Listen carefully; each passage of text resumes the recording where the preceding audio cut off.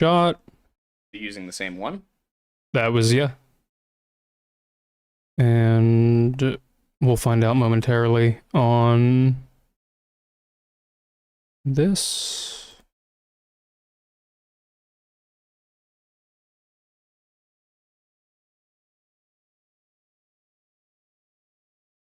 My lodge is having a chili cook-off. That's Honestly, phenomenal. this is the perfect. What? What's wrong? No, I was saying phenomenal to that. It says that stream is still live, but this one is different. Hang on.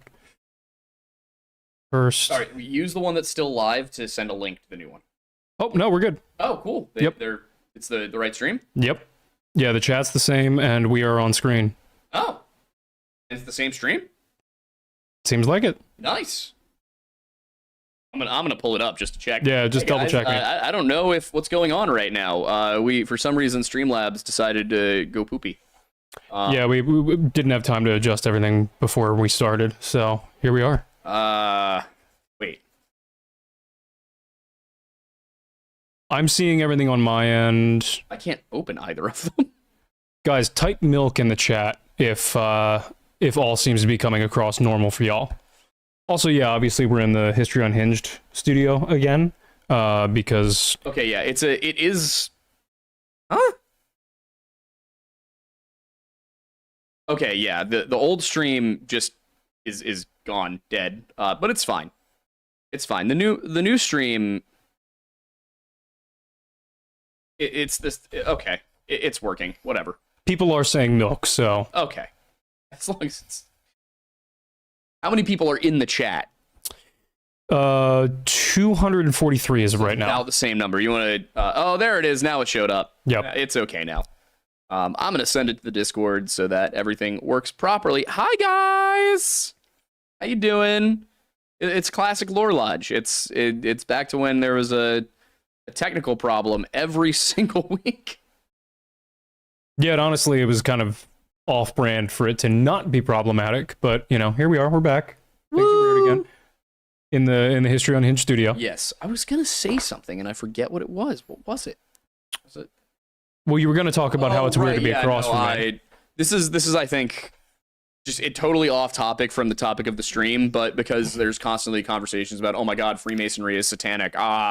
It's all Lucifer at the top. I just got a message from my lodge. Apparently, we're conferring 2 Scottish Rite degrees this week. I'm not in the Scottish Rite. I haven't been to my lodge all year. But we're also having a chili cook-off.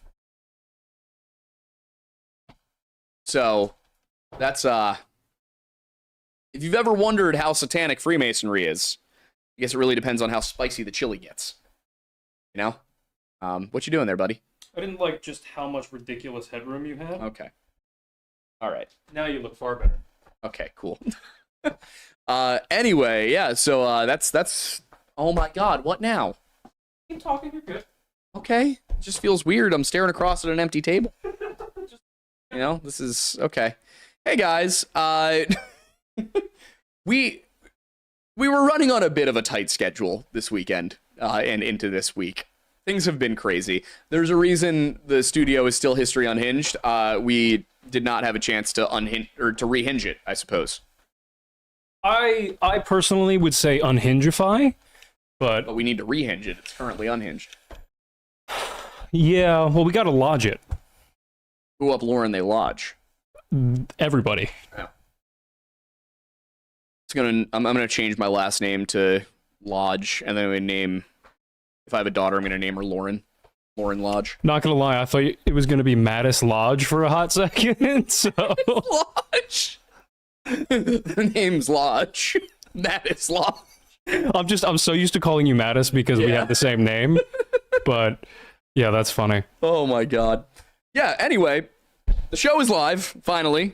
It is October, which is a time of year we dread here at this channel because for some reason YouTube is always changing things on us and we never know what to expect, but it's fine. It's fine. Everything's fine. At least it's not an election year. Yes, that's true. Election years suck for a number of reasons, but mostly because all of the political stuff gets all the money, and that's not very nice of them to do to us. Anyway, It's a lot has happened in the last few weeks. Yes. Been a lot going on. I finally got a response from YouTube today about my privacy complaint from that channel that stole my voice. Oh, you did? Yes. YouTube said that's not a privacy violation. Then what is it? Because it's something? Apparently, I can't copyright claim my own voice either.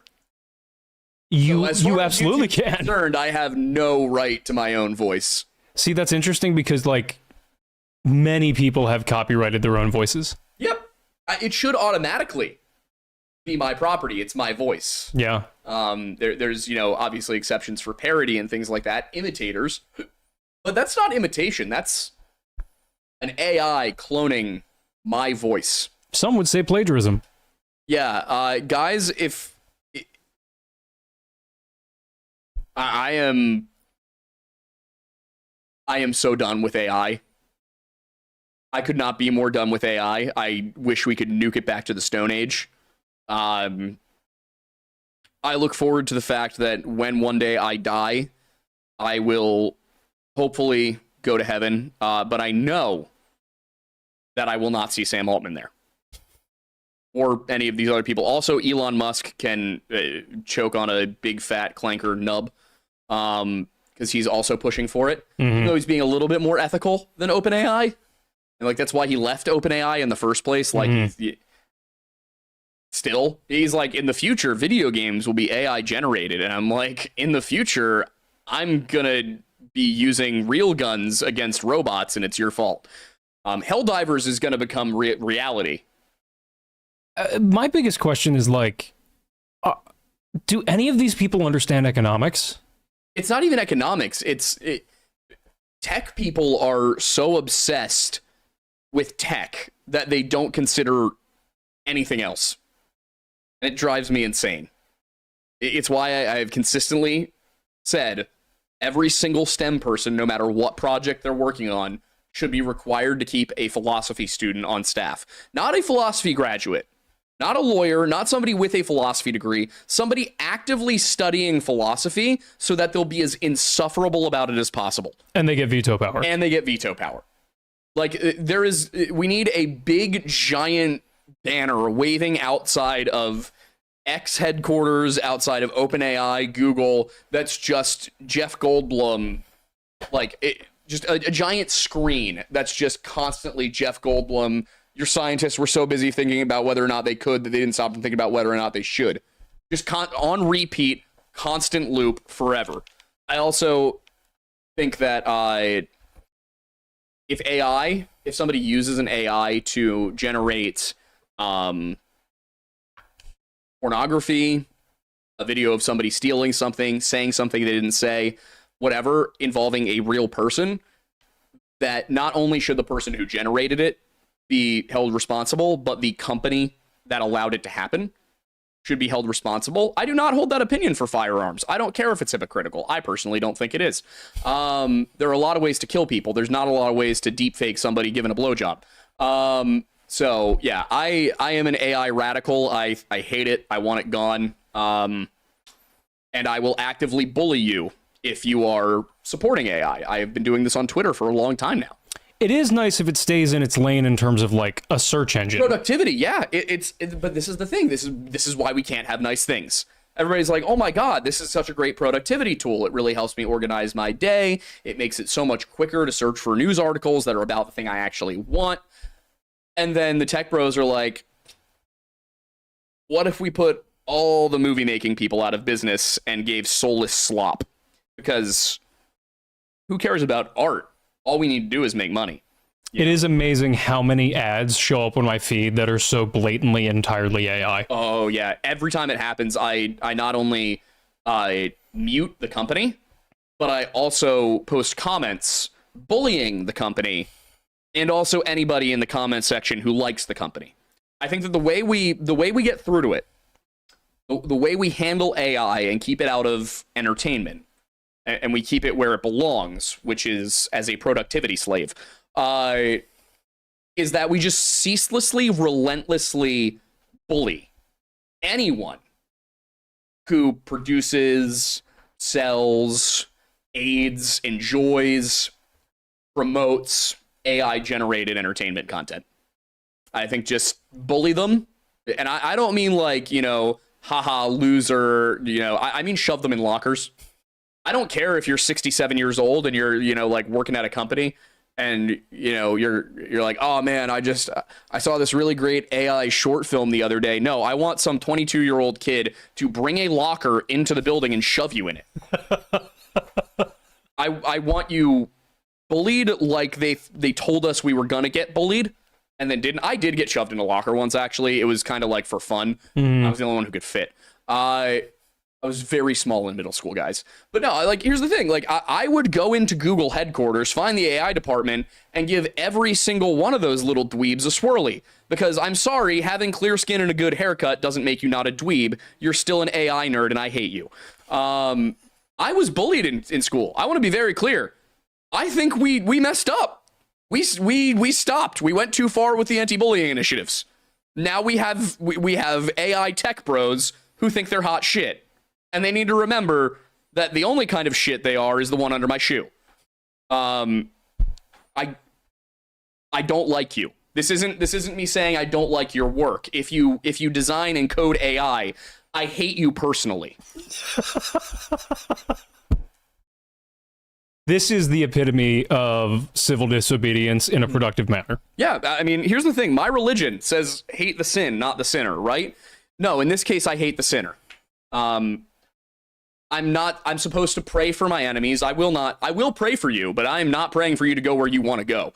I am gonna be at confession every week, like, hey, Father, forgive me, Father, for I have sinned. And he's gonna be like, you used slurs against AI people again, and be like, oh my God, so many. I invented 6 new ones today. Like, I liked, we got Clanker, obviously, that's a classic. I liked Wireback, Tinskin. That's the thing. These are all for like robots in particular. Oh yeah, definitely. Okay, I just wanted to clarify that. No, if it's a person, it's Clanker Lover. Oh, yeah. I see. It's like, yeah, I don't know. The problem with doing it against the people who like them is you get into dangerous territory of like, are we actually creating like racial slurs? And I don't want racial slurs. I disagree with racial slurs. However.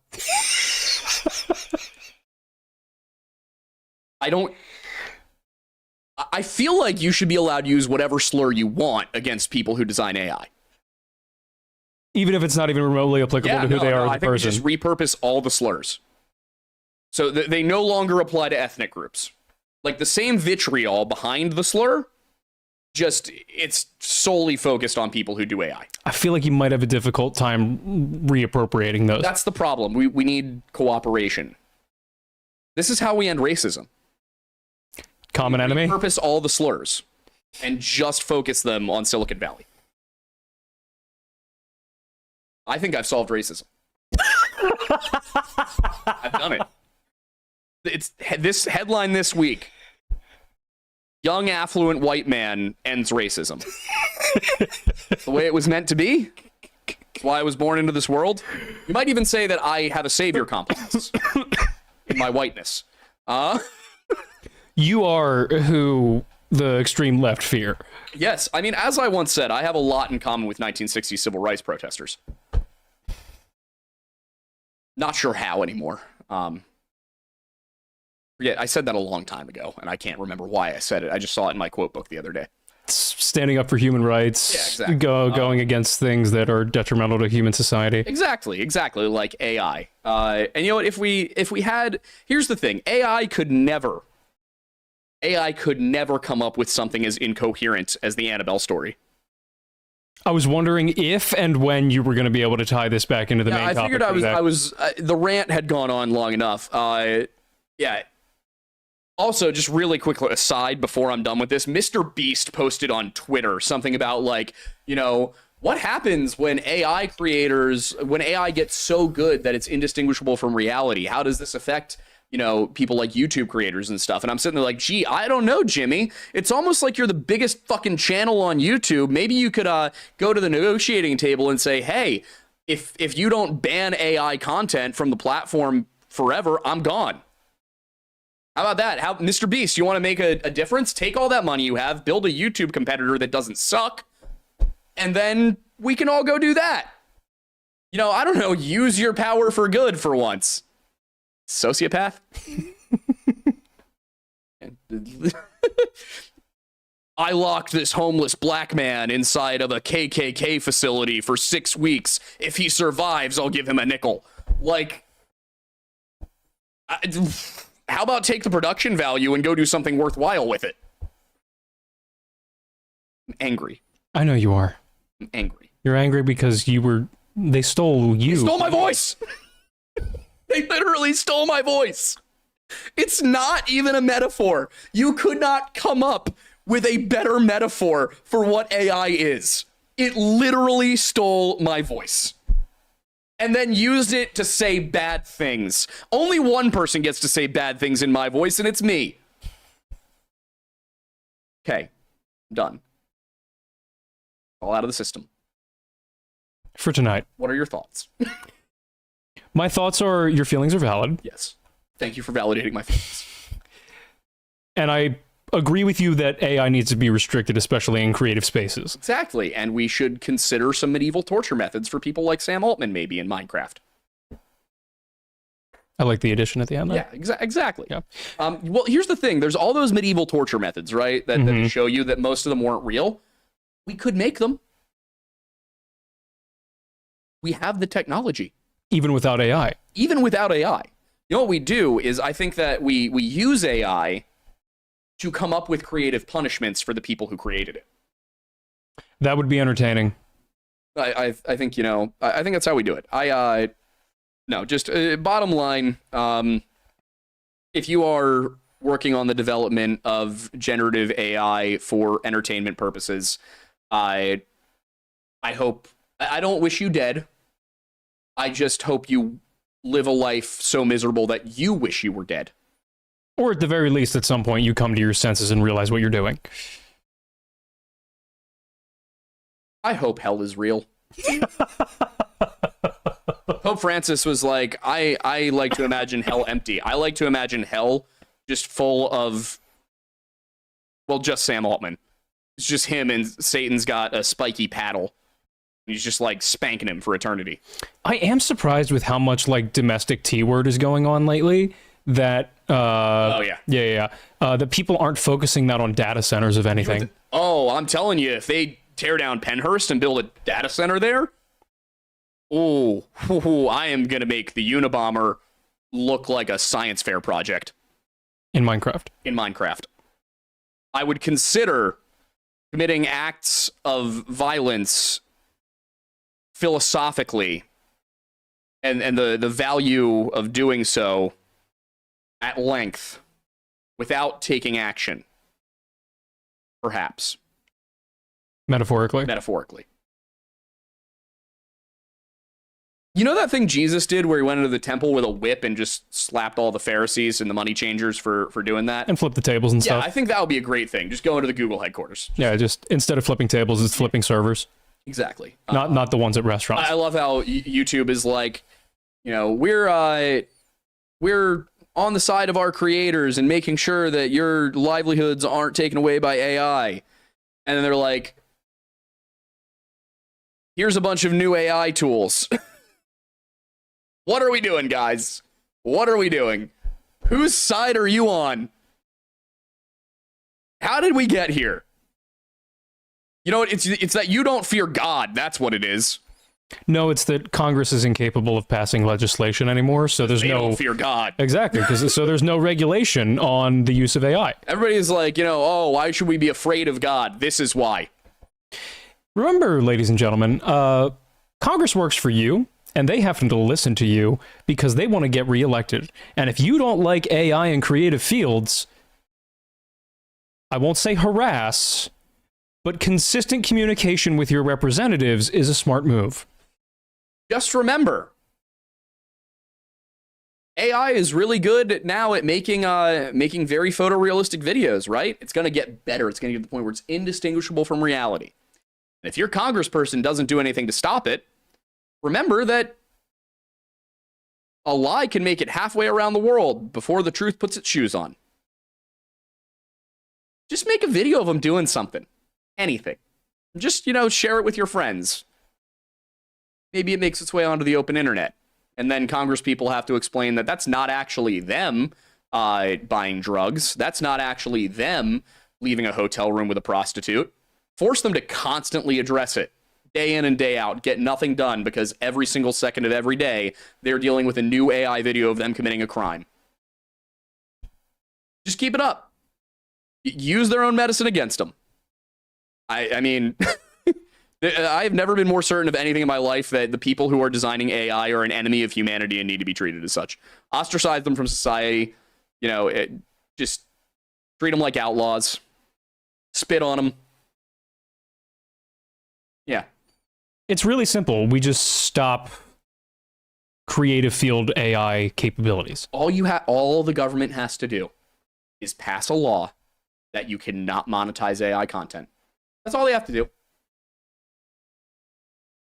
It's actually very simple. Weren't we also discussing this 3 years ago? Yeah. I remember when the first AI video came out, the one of Will Smith eating spaghetti, I was like, this is going to lead to bad things. But there was a whole conversation on an international level that based on the fact that AI is being trained on open source content, in reality stolen content, that it shouldn't be able to be monetized. Oh yeah. I don't know how, I don't know who paid who, but somehow we lost track of that. The fact that there's no legal recourse for me if somebody literally steals my voice, that's impersonation. It's a crime. It is a crime. There should be legal recourse. But there isn't, because we have just the most inept, useless class of politicians to ever exist in history. The one thing they're supposed to do, and they can't do it. I don't know, I'm disgusted. I am sick to my stomach, and I hate these people. Yeah, if you're an AI person, if you code AI and you have kids, I hope they get bullied. I'm not kidding. I want you to understand that it's not just you. To clarify, though, we're talking about the people that specifically choose to be in that field, not necessarily the people, not the people who are taking the job because the job market sucks and they need something. And they need to be able to provide for their family. Aiden. You can drive for DoorDash. You can't support a family on that. Go code something else.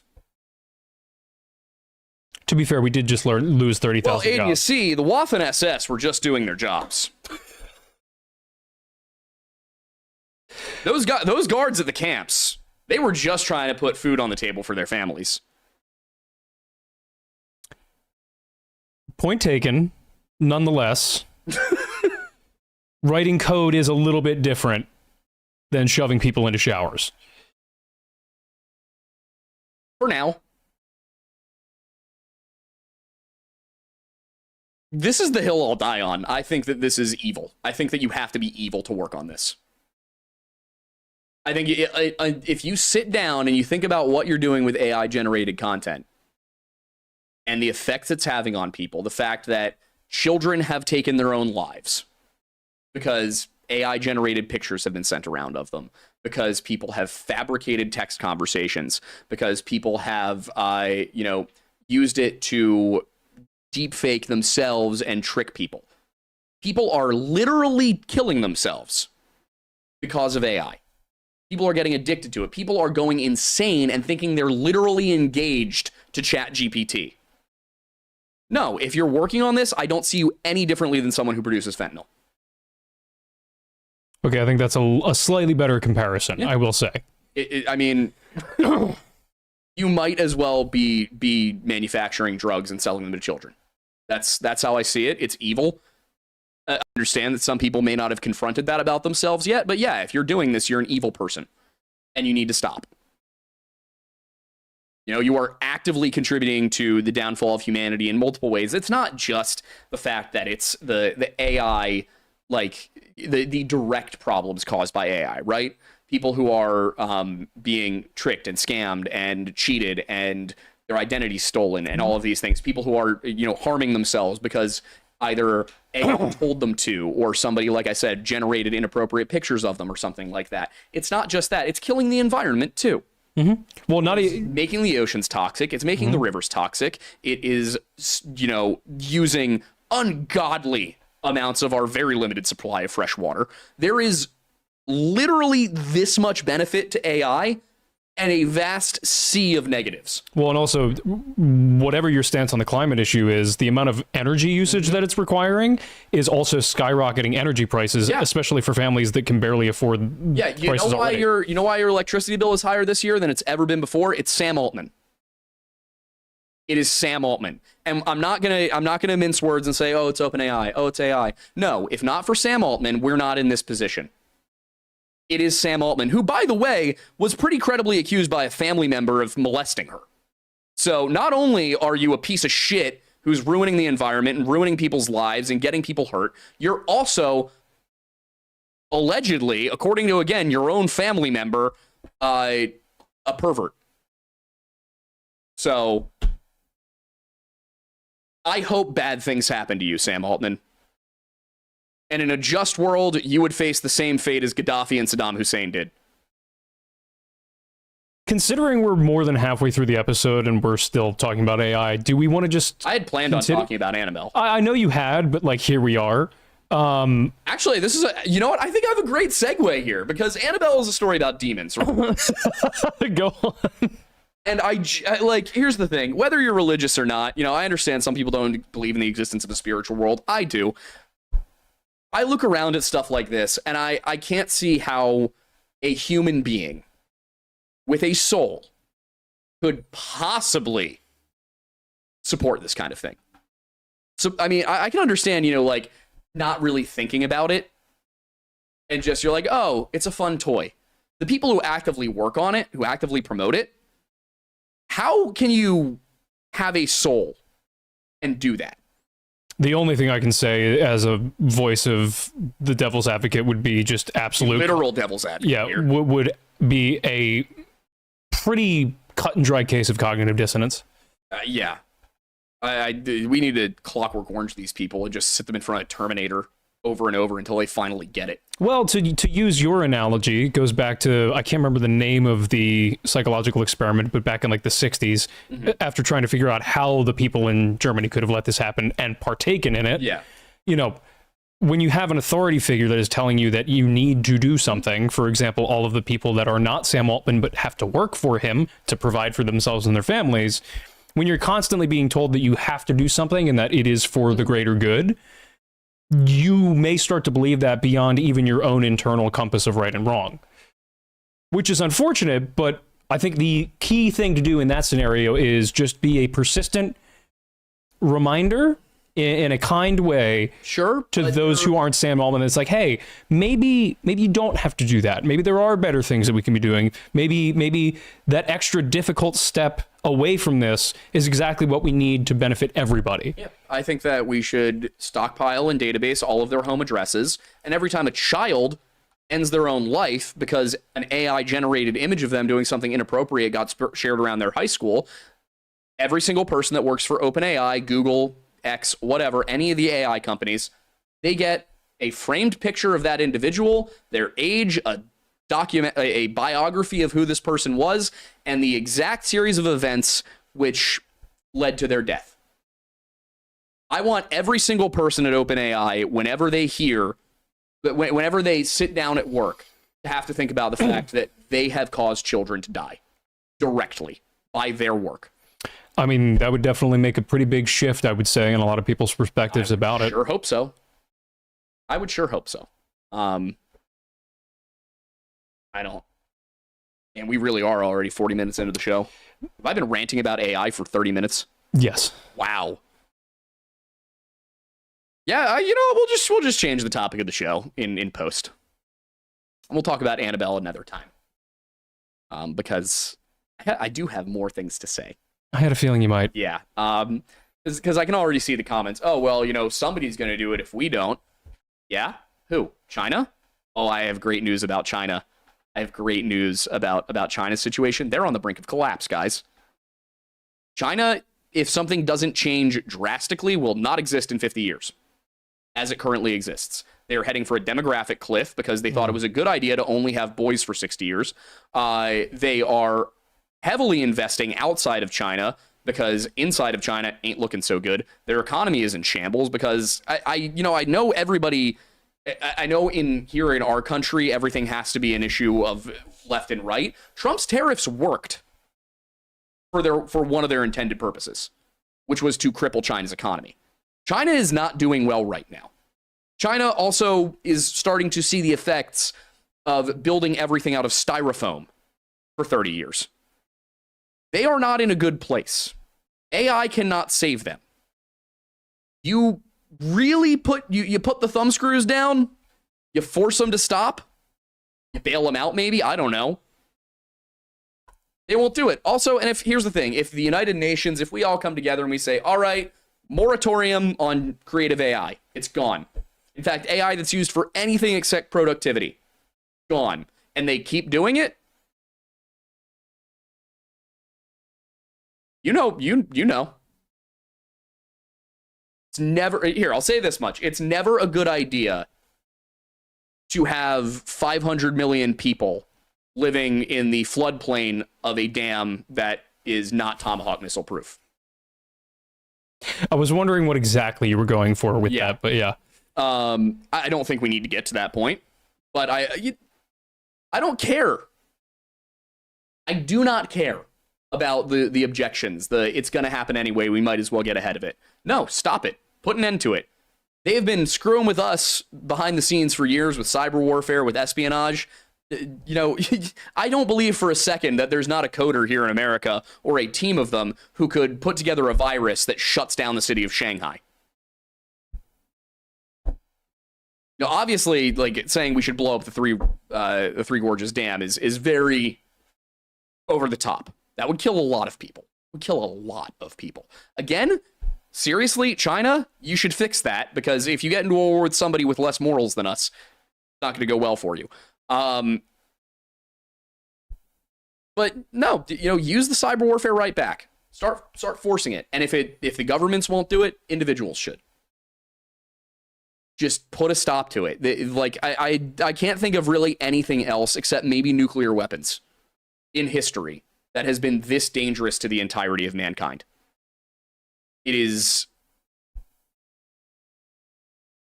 an existential threat to our species. And there is just no justifying that by saying, let people enjoy things. Pedophiles enjoy child material. I'm not going to let them enjoy it. I'm going to throw them into the wood chipper. I don't see the logic. I don't see the rationale behind, let's just wander off the cliff. Everybody else is doing it. What's the worst that could happen? Let people enjoy things. No. Your let people enjoy things is not valid when it's something that causes harm. I mean, we just learned this lesson. We literally just learned this lesson 5 years ago. That just pushing technology forward for the sake of pushing it forward is a bad plan. That is how we got COVID.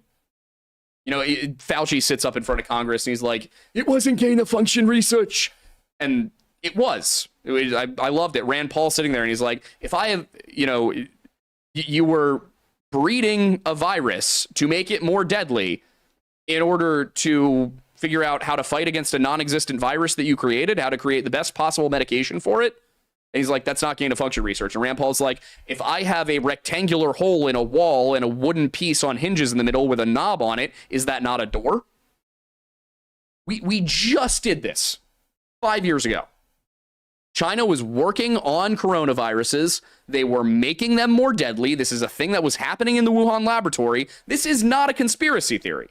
This is the factual course of events which led to COVID-19. There was a coronavirus that they were working on, that they were studying in a Wuhan laboratory. I'm not just blaming China for this. We gave the laboratory funding. We did that here in the United States. Obama started it, and then Trump continued it. That is Republican and Democrat. Both are responsible for not shutting this down when they had the chance. And we just kept pushing and pushing and pushing. Let's just see what happens. Let's just we'll figure it out along the way. We'll come up with cures. That way, if anything comes about, we'll know what to do, right? And then you put out a disease that killed millions of people, that shut down the economy, that, took years away from people's lives. We currently have a generation of young children who aren't properly socialized, who can't recognize facial expressions because a bunch of scientists were like, oh, you know what? What's the worst that happens if we make this virus more and more and more and more and more deadly and more and more and more and more virulent? What's the worst that happens, right? No.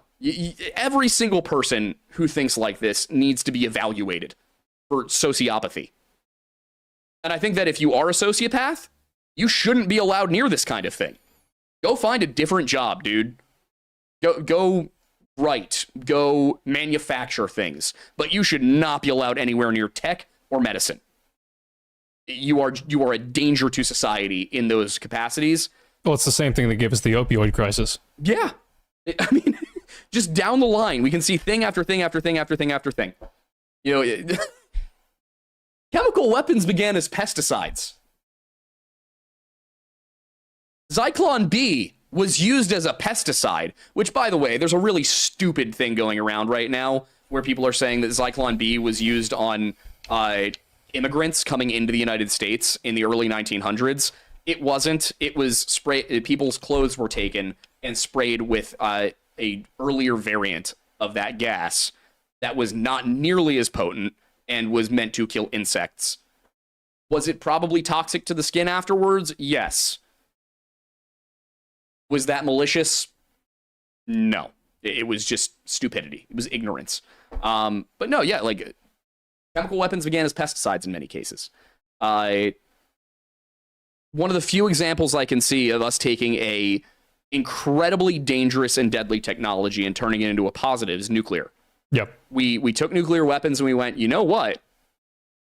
Instead of dropping these on the Japanese, now that we've done that twice, maybe we should try making electricity with it. And then we did that for a long time. And what happened, Aiden? 3 Mile Island and Chernobyl. Yep. And what effect did 3 Mile Island actually have? Zero anywhere outside of the plant. Yeah, it was just Chernobyl, and Chernobyl was user error. It was not the technology itself. It was somebody doing something unbelievably stupid because they wanted to look good for the Soviet government. Not only that, though, the key factor there, granted I'm going off of the show primarily, but also this is backed up by facts. The show is pretty It is extremely, like down to the seconds at points, is extremely accurate. The biggest problem with that is the whole reason that they went as far as they did is because the Soviet scientists that designed it did not, due to the nature of being repressed by the Soviet government, tell any of the operators or any of the plants that the safety button to shut everything down in certain conditions would actually be a detonator switch. Yep.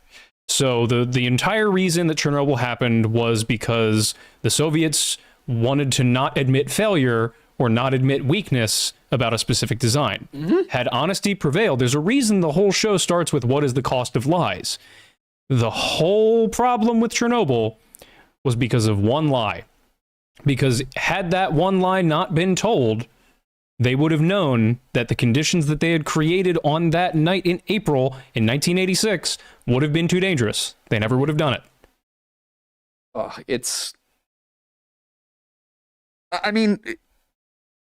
We learned the wrong lesson from Chernobyl. We learned entirely the wrong lesson. Well, everybody thought Fukushima is, I think, the one that probably hurt more than 3 Mile Island.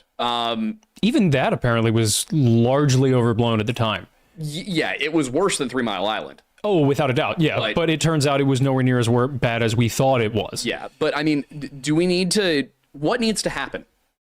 Because here's the thing, with nuclear energy, it was pretty bad. But we were able to put the genie back in the bottle. Mm-hmm. Took a while.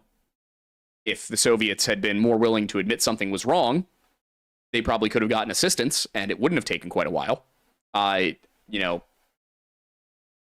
Wes had some ideas of how that could have been fixed up better, considering we had been working on nuclear for just as long.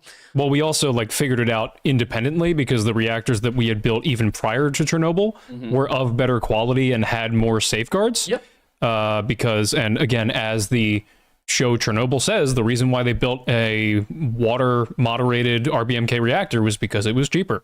Yeah. So, I am. What's the genie? You can't put the genie back in the bottle with AI. I think the only way that we still can is considering it hasn't, as far as we know, proliferated itself amongst external software or hardware. Thank God that all of our nuclear weapons are analog.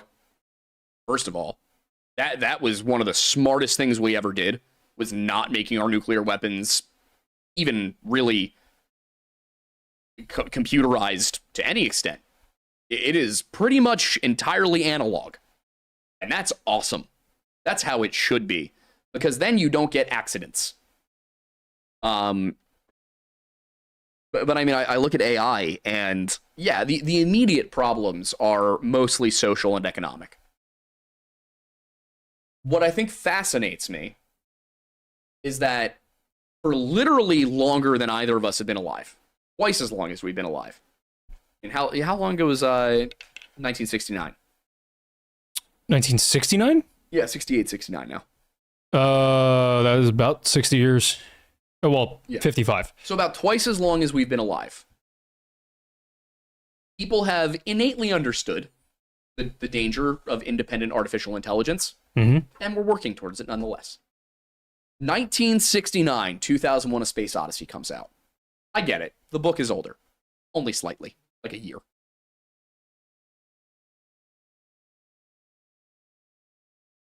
For those who haven't seen the movie, which I must say is a trip, still not totally sure what it's about. I took a science fiction literature course on it. We read the book and watched the movie. Still not really sure what Kubrick was going for. The first 30 and last 30 minutes of the movie are something. There's a really interesting sci-fi movie for an hour and a half in the middle of it. There's also 15 minutes of going plaid. Yeah, which I do enjoy that was what Spaceballs was referencing. Oh, yeah. It took me a while to figure that out. But, yeah. Yeah, Spaceballs was referencing 2001: A Space Odyssey when he's like, they've gone plaid. Like, that scene was way longer than it needed to be. I guarantee that somebody in the room was like, yo, we should make this a lot longer and do acid. Well, that's the thing, is the key point you have to remember about that is 60s. It was the 60s, but also like it was the first time a film like that had been made. It was the first time anything psychedelic had been done. Off the technology and the creativity. And it was also basically, it was like, this is the first like trip sitter in visual form that anyone had ever had. Yeah, true. But in that movie, the AI that is supposed to help them run their spacecraft ends up basically turning against them. I can't remember the exact details. It's been a while. And I watched it in class. But the AI turns against them. It's the famous, "I can't let you do that, Hal" line. You know, from the very moment AI hit the silver screen, we knew. Mm-hmm. You know, Terminator was 82? I think the original was either 81 or 82, and then it was no, the first one was either late 70s, early 80s, and I believe Terminator 2: Judgment Day was either 84 or 86. Yeah. So Terminator, late 70s, early 80s, we'll call it. The entire premise is evil AI. Mm-hmm. Okay, yeah, all right. Well, okay, that's just, that's just 2 decades in a row, right? What about the 90s? Matrix. The whole premise of the Matrix. We built AI, we let it run our lives, and then what happened? It is time after time after time after time, you have creatives, artists, writers looking at it and going, I can see where this is going. And you have a whole bunch of arrogant tech bros thinking they know better than everyone else because they're better at calculus. And they read Marcus Aurelius once. Yeah, that's the thing. You got these people. It drives me insane when I see tech guys get up and start talking like Bitcoin billionaires who are talking about, yeah, I was really into Stoicism. And it's like they read Aurelius once. They're talking about philosophy. They didn't read Aristotle. They haven't read Plato. They haven't read Socrates. They haven't read any of the Christian philosophers. They haven't read Eusebius. They haven't read Ignatius. They might have read Nietzsche. They might have read Nietzsche. They haven't read Kant. The only thing they've read from Nietzsche is God is dead, not realizing there's another half to that line, which is the thing they're actively doing. Also, like, is the more important part of that line. Yeah. I mean, I don't get it. I do not understand why we are constantly having to explain to people that this is dangerous.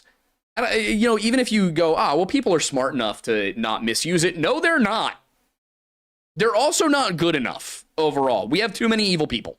Oh, it's not even necessarily about evilness. It's about just like lack of forethought. Like the tradition of human history is the absolute truth of history repeating itself by people not learning from their mistakes.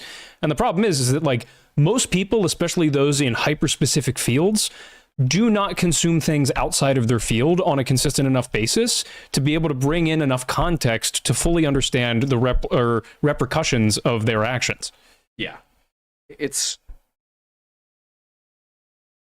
funny. I think back to when I was an econ major, my first years of college, and the main functional assumption of economics is that people will make rational decisions. And economics defines rationality differently. Economics defines a rational choice as something that somebody thinks will benefit them. We are making the same mistake right now. We are assuming rationality by the wrong definition of rationality. Economics, the way that capitalist economics, neoclassical economics functions is the assumption that you are dealing with a rational population, and that's why advertising exists. Is because people aren't rational. People will do things based on what they believe is rational. So advertising exists to make people think that purchasing things is a rational decision. Economic policy exists to make people think that that policy is rational for them to pursue. We are looking at AI and going, yeah, people will make rational choices about this. Well, that's the thing is even within economics, I can't remember it was like the butterfly economics actually was the name of the book. And he goes through the 3 different methods in which people will make choices. And it was either because it's going to benefit them because they, appear to believe that it will in the future or something, or they can be influenced by someone else. And there was a third one I'm not remembering right now. But the point of the book essentially was throughout all of the models that they generate with this new, at the time, understanding of human behavior, there was an acknowledgement from even the leaders in the economic field that none of the models are fully accurate because the models assume 100% rationality, when in the fact of the matter is that we know people will not follow the model. The models don't work properly because they are not accustomed to emotional choices. Yep. And what drives me nuts is that, we have this. It's the fact that there's a lot of people out there who, and this is not meant to sound as arrogant and elitist as it's gonna sound, but there are intelligence is a scale. There are people who are smarter than others. There are people who are dumber than others. And one function of higher intelligence is the ability to see logical steps. A series to be able to predict a series of events based on how you think things are going to unfold. And most people can do 1 or 2 logical steps without any problem whatsoever. It's when you start getting to a certain level of hypotheticals that people start to struggle. And there are some people who can't answer the question, how would you feel if you didn't have breakfast today? That's become the meme on the internet. If you're arguing with somebody and you can't, and it seems like they're just not getting it, you ask, how would you feel if you didn't have breakfast today? And if they say, but I did, you just stop the conversation because that person isn't fair. They're not thinking the same way that you are, and you're not going to be able to explain it to them. And I think that that's kind of the problem we're looking at is I sit here and I look at AI and I see an AI video of somebody petting a dog. And I'm like, oh, that's cute. That's a cute little video. But it's photorealistic. What happens when it's not somebody petting a dog, but somebody kicking a dog? Well, now that viral video is out there of somebody kicking a dog, and there's outrage. all right, what happens when somebody uses a AI model to generate a CCTV camera that puts an identifiable person as the person kicking that dog? Now somebody's got a target on their back for something they didn't do. That's not even all that many steps. That's just the very simple, here's how this could very easily be used to harm people.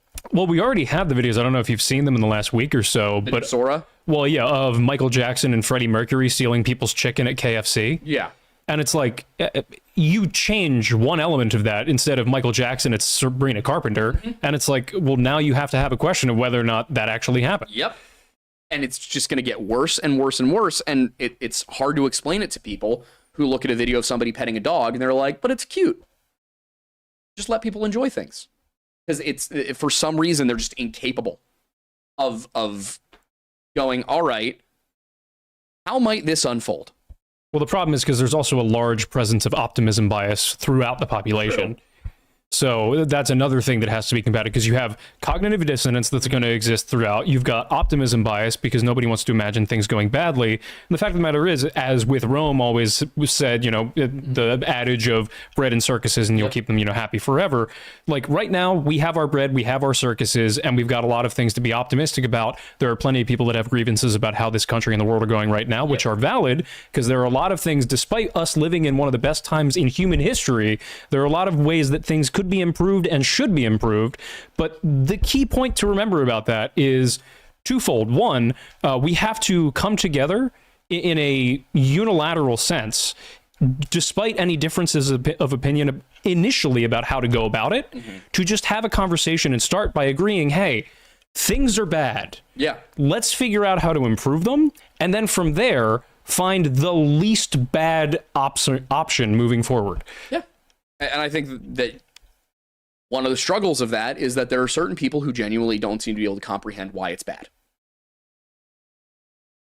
And the problem is there's enough of them. There's enough of them for this kind of thing to remain profitable. There's enough of them for it to be, you know, for people like us to sit there and go, all right, it's just an unstoppable tide. There's nothing we can do about it. You can't let yourself get blackpilled about that. You cannot let yourself begin to believe that the fight is lost. It's not. The fight has literally just started. We have just started the battle against this, and we can win it. I think we're still in the stage. I genuinely believe we are still in the stage where we can win this fight by bullying people. And that's a great place to be, guys. That is a wonderful place to be. If you can end the fight by just being mean to people without any actual repercussions, that's great.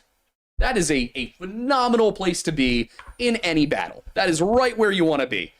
And as long as we're there, we have a chance. But it's only going to get harder as time goes on.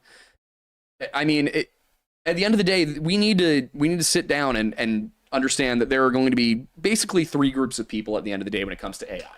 There's going to be the people who, you know, they don't see a problem with it because they're just not really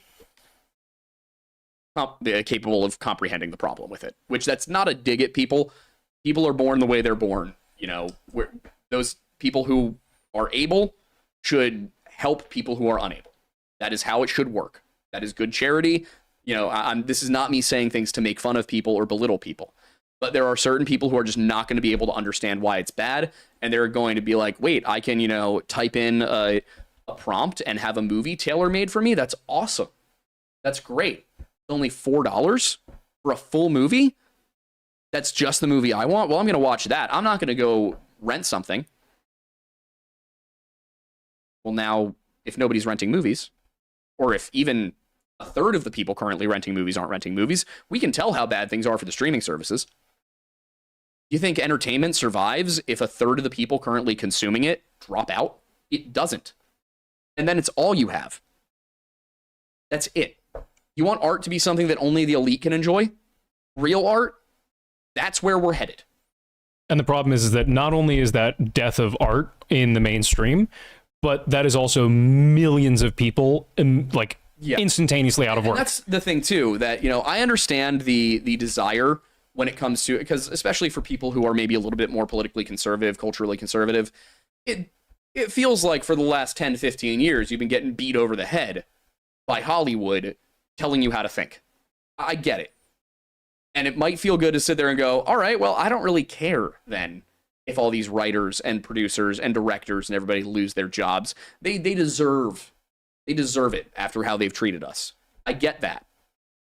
It's not just them. It's also the cinematographers.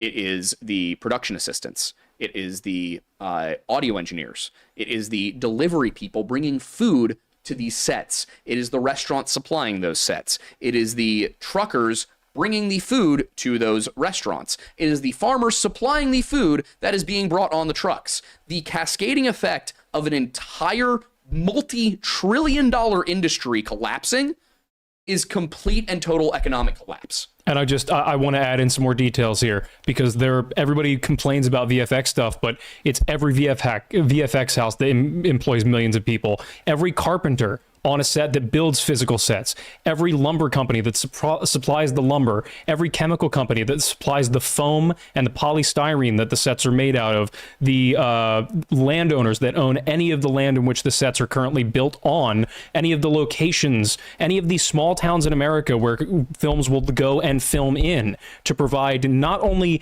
that momentary point of, for lack of a better term, travel, what is it?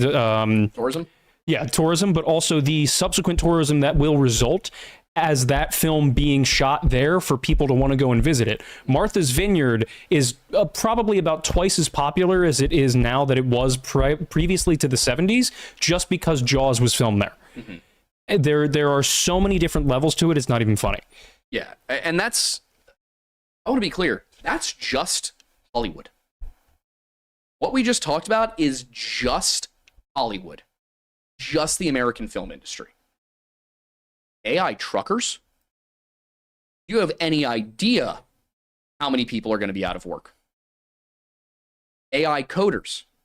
Any idea? Journalists? There are very, very few fields that are safe from AI. One of them is farming. The thing, and even farming's not safe. You know why?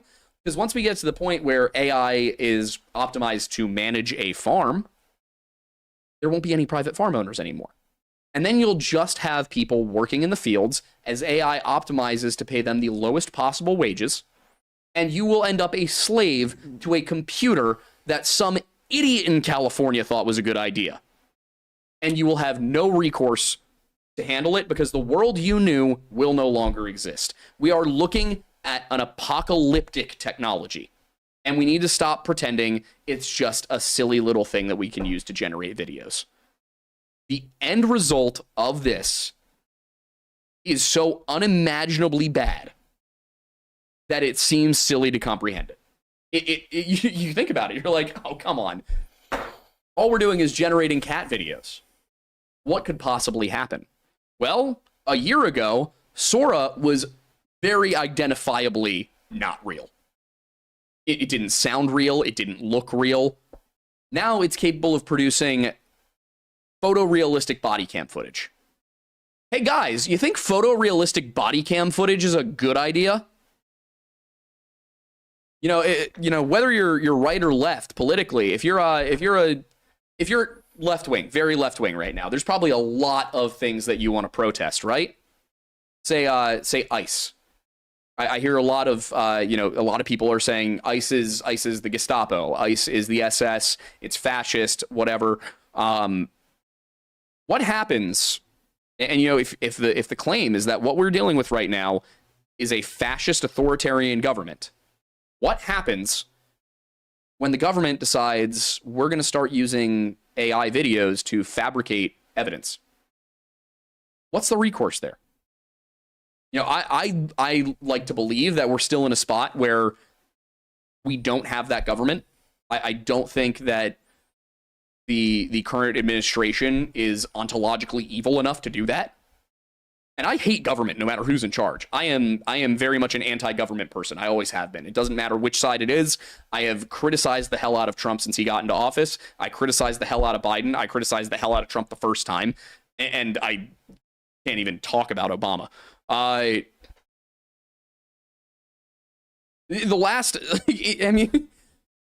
The only reason we look at Bush with anything short of disdain is because it's been such a long time and he makes nice paintings now. Yep. And because we appreciated how he handled 9/11. Yeah. So I'd like to think we're not at that point right now. But if you're somebody who fears that, you should be leading the charge against AI.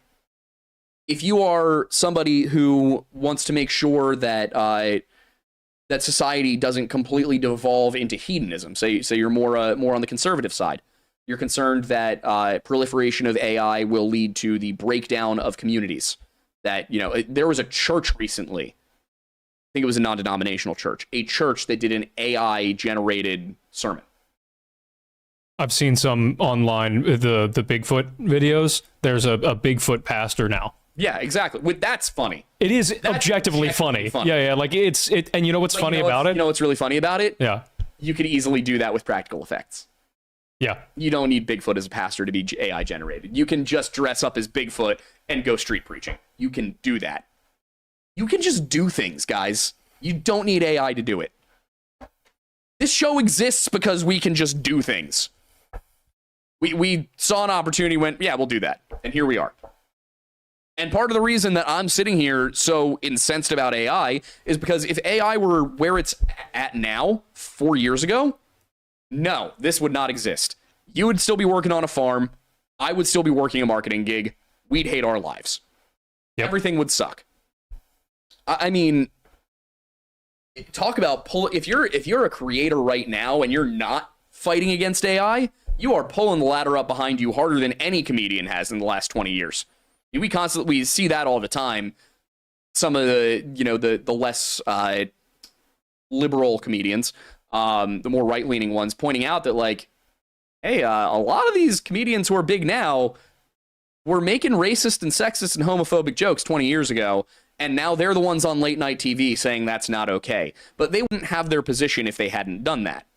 That's a valid criticism. I can understand the nuance of it, of, you know, like, is society progressing? Like, what do we do? How do we, you know, find the right line between, you know, let people enjoy things and let's avoid real harm? If you are a creator and you are not vocally against the use of AI content, then I'm not going to say, like, you're a bad person, but get on the train.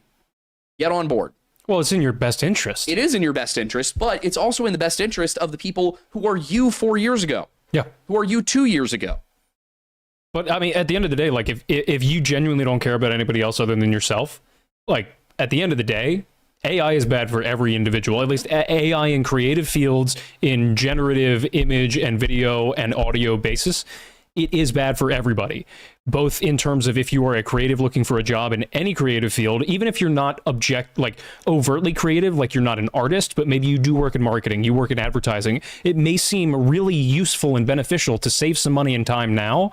But the problem is that the more you use it, the better it gets, the sooner it will take your job. Yeah. Similarly, due to the nature of it destroying elements of certain industries, it will collapse the economy given enough dominoes falling. Mm-hmm. Which, again, I don't understand what the logic is from the creators of AI. From the only logic I can see is if they're buying up a bunch of land waiting for, human slavery to take over so they can own it and make money from it. But the problem is that even there's no money to be made. There's no economy. Bill Gates has been saying we need to shrink the population. I will say I don't get Musk's angle. Because Elon Musk is like, I think the Earth could support 9.2 billion people. And it's like, okay, probably. We're already... It shouldn't, but it could do that. What's the function of AI in that universe? We're also already over-farming everything. Yeah, AI should be doing... And here's the thing is, like, you say, all right, well, it should be AI that is... we should have robots running McDonald's, right? That seems like nobody should have to work at McDonald's. If the robots are running McDonald's, what are the people who are only qualified to work at McDonald's going to do? To use the conservative talking point? It would be very good to have better wages for people working at McDonald's. It would be. I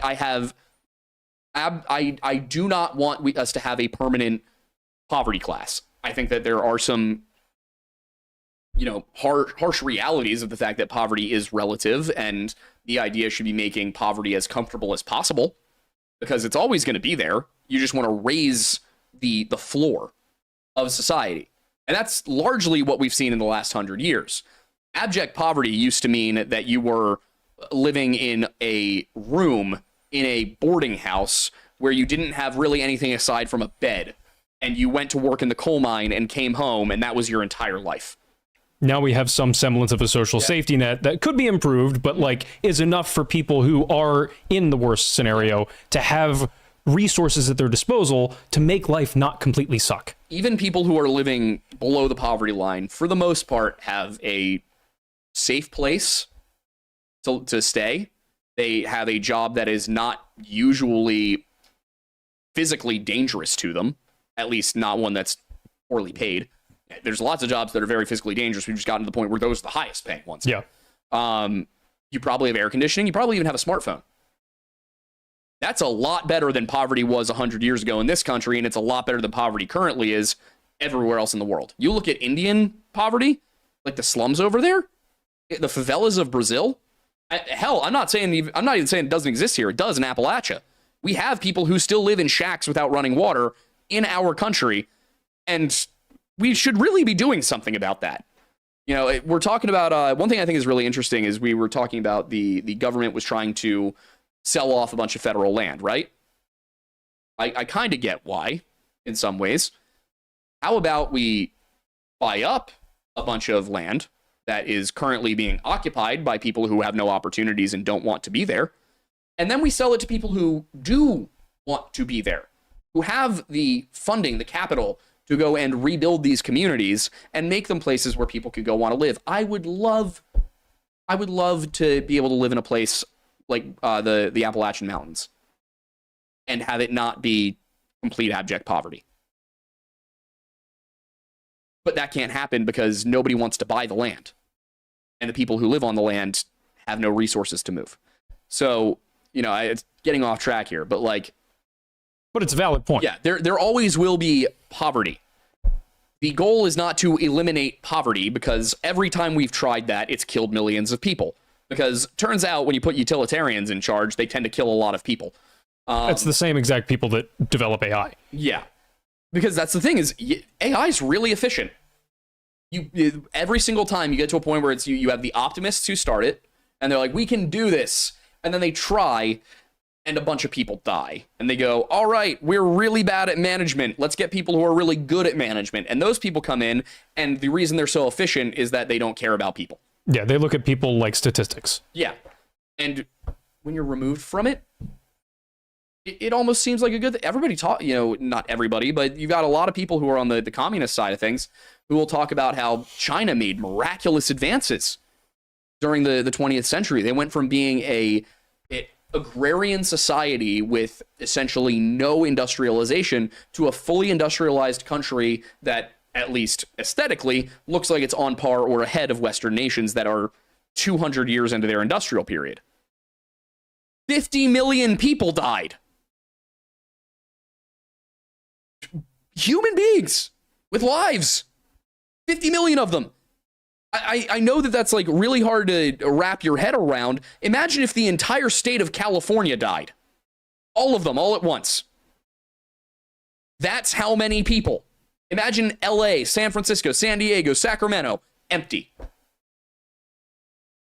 The entire northeast corridor of the country, Pennsylvania, New Jersey, Massachusetts, New York, all of those all together, imagine empty. All of them dead. That's what happened. It happened in China, it happened in Russia, it happened to a lesser extent in other communist nations. And that's not to say that, there haven't been mass casualty events in other nations' history, but efficiency is not always a good thing. Trying to eliminate poverty is not always a good thing. Trying to alleviate it, on the other hand, that's a much better goal. And if you get to a point where the people at the top are charitable, then the people at the bottom will live better lives. Eliminating the top is not the way to improve the lives of those at the bottom. Building a society that cares about the people at the bottom, a society that wants everybody to be happy and healthy and comfortable, and is willing to make personal sacrifices in order to do that, especially those who have more than they need. You want to build a culture that pushes that kind of thing. Yeah, it's not necessarily about a culture of punishment. It's like everybody talks about the 1950s being so beneficial for the economy and the general person. Part of that was because the tax code incentivized people who were business owners and heads of large corporations to reinvest in their companies and in their employees because it was by the tax code beneficial for them. And therefore, as a result, it made everything else beneficial for everyone down the totem pole. The industries grew and advanced because they had amazing R&D departments that allowed them to spend money to find amazing different discoveries in all different fields. Everybody throughout those corporations had better wages so they could afford on a single person working household to buy a home, to raise a family, to have extra income to spend on the economy. And every element of that got reinvested then boosted the rest of the economy. It was a beautiful positive feedback loop. Mm-hmm. And then we started shipping manufacturing jobs overseas. Mm-hmm. And that kind of destroyed everything. Yep. And then we removed all of the incentives for reinvesting into corporations, and everybody at the top got to keep more and more and more and more of the corporate money that they had earned, which theoretically in a capitalist system, why wouldn't you want to be able to do that? Unfortunately, we're seeing the results. So that's the thing is and this was the fundamental flaw in capitalism. And I say this as somebody who is a capitalist. Like I fall on the right-wing side of the economic spectrum. I believe that free markets are a good idea for the most part. I think that a little bit of government oversight is necessary to make sure that artificial monopolies don't form and that workers have rights and things like that. The fundamental flaw of capitalism is the assumption, like with neoclassical economics, not that people are rational, but that people are good. This is the Hobbes and Locke issue. Hobbes was of the opinion that, tell me how many tech bros can say this and just spout off Hobbes off the top of their heads. Yeah, none of you can, Sam Altman.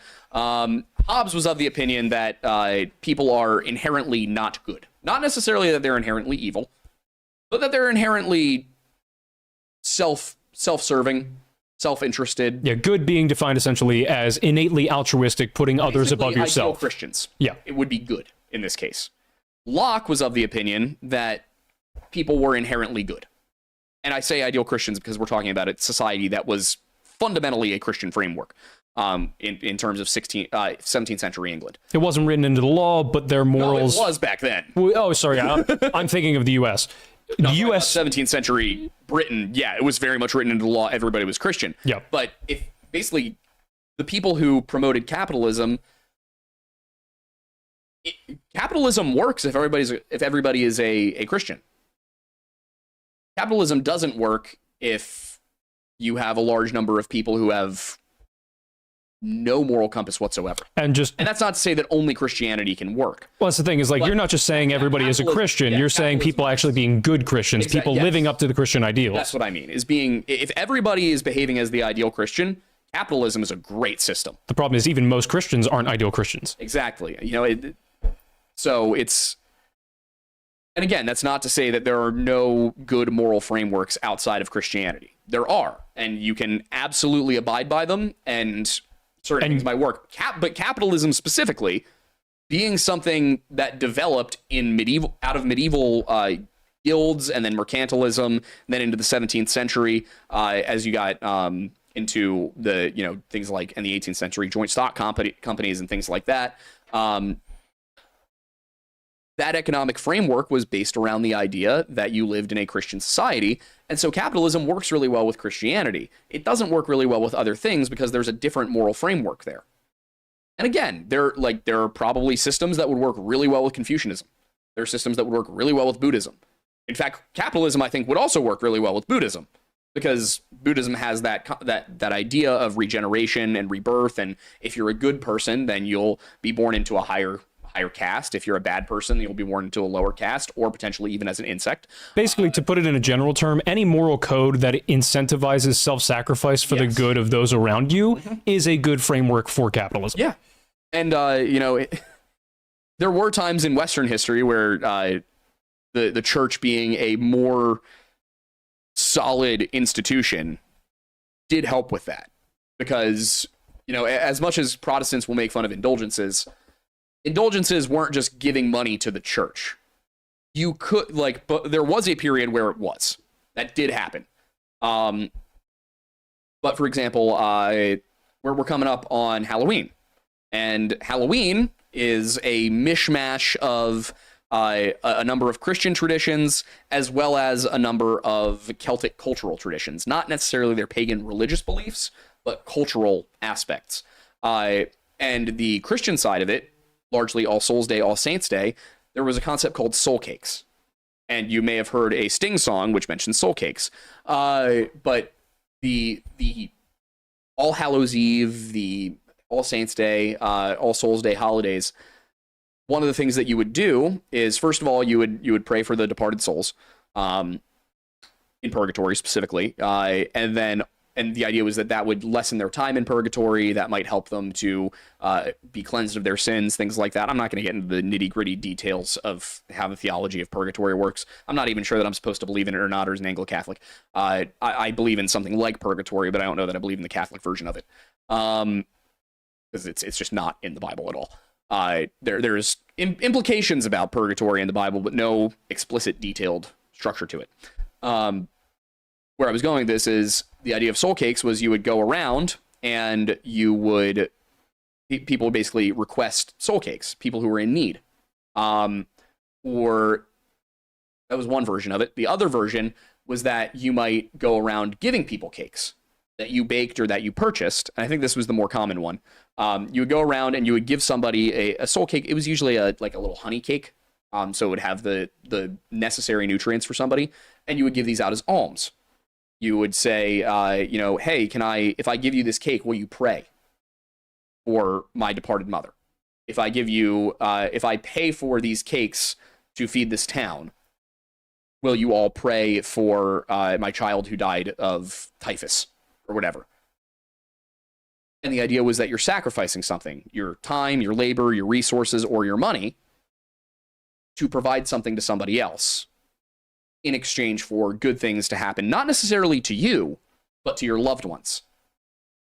That's where trick-or-treating originated. We still have it. We've just totally stripped away all of the meaning. And I'm not saying that trick-or-treating is bad. Trick-or-treating is a very enjoyable activity. I enjoyed doing it as a kid. I think that trunk-or-treat is something that in situations where it's a necessity isn't a bad plan. But if you live in a neighborhood, take your kids around. Go door to door. Go meet your neighbors. Go dress as a vampire. Have fun with it. I'm not one of those Christians who's like Halloween is evil and satanic, and no, it's not. Because you know what you're talking about. Exactly. For those who are curious more about Halloween, we actually have a video that is criminally underrated, in my opinion, called "Halloween Is Not What You Think." If you look it up on the channel, you'll find it. I know we've got to go to supers in just a second, but right before we do, just can you clarify, because you didn't get to the end of the point about Christianity and capitalism being cohesive, because I think there are a lot of people that would look at them as being antithetical to each other. Yeah. Well, so here's the thing. Capitalism is just like communism. Both of these terms are very generally misunderstood by a lot of people.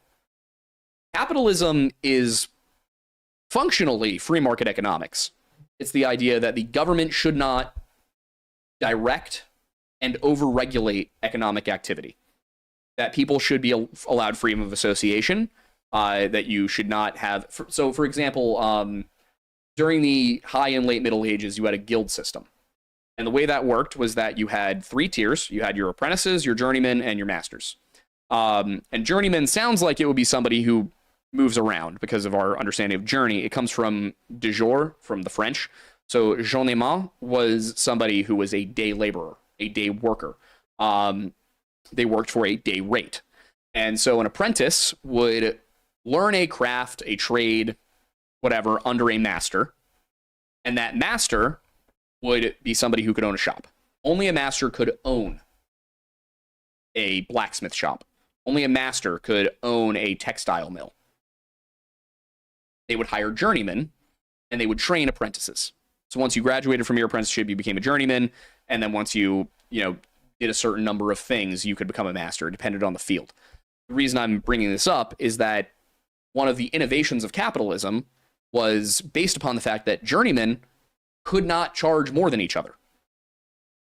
It did not matter how experienced you were. It did not matter, how efficient you were.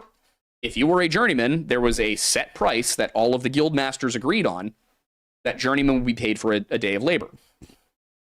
Capitalism changed that. The idea was that you can now freely associate your labor. You can sell your labor to the highest bidder. You can buy labor from the lowest bidder.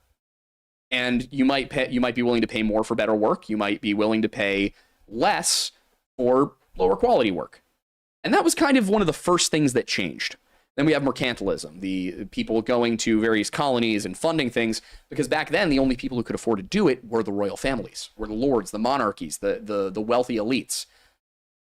But as the merchant class, as the artisan class, through that early form of capitalism, began to make more and more money by actually bargaining for prices for their trades, they started to be able to fund things on their own.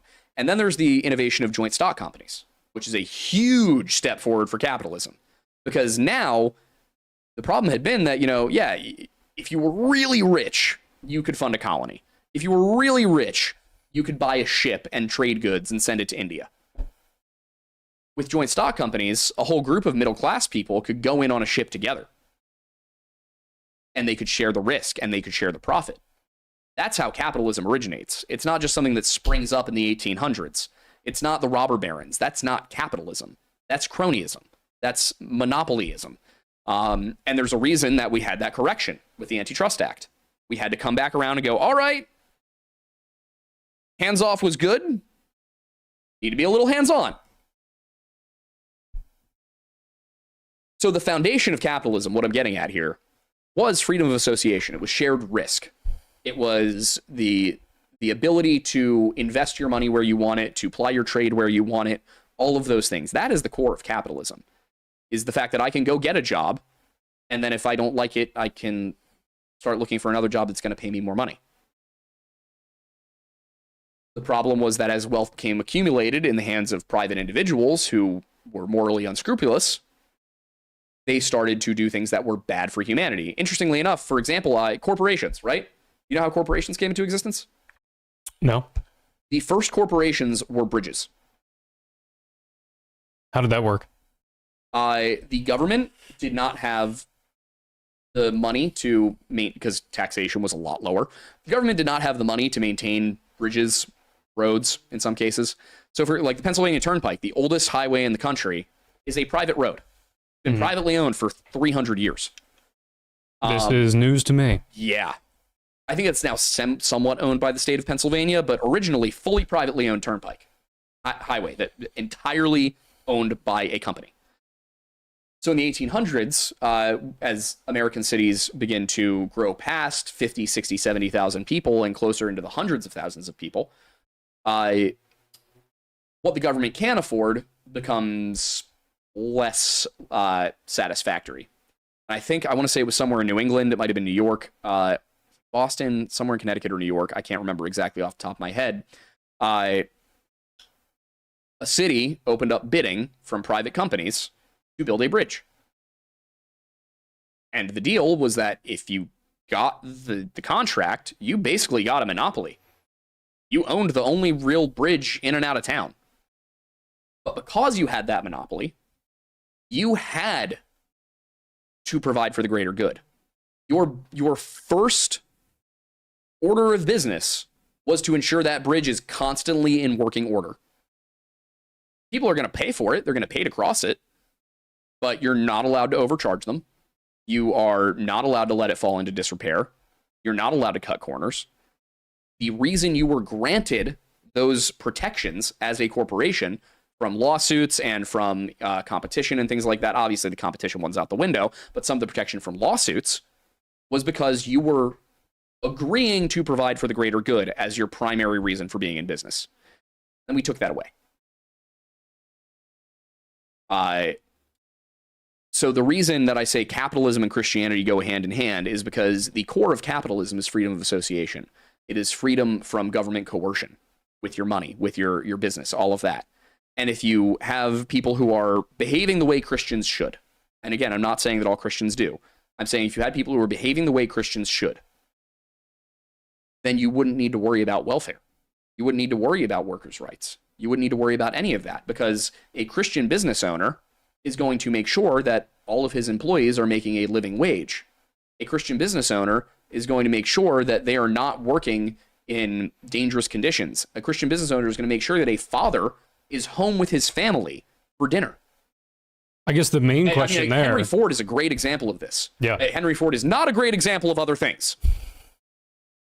But he was a great example of this because what did he do? He was a capitalist. He owned a car company. And he saw that labor conditions were bad. To be fair, he wasn't really motivated by charity here. Might have been a little bit.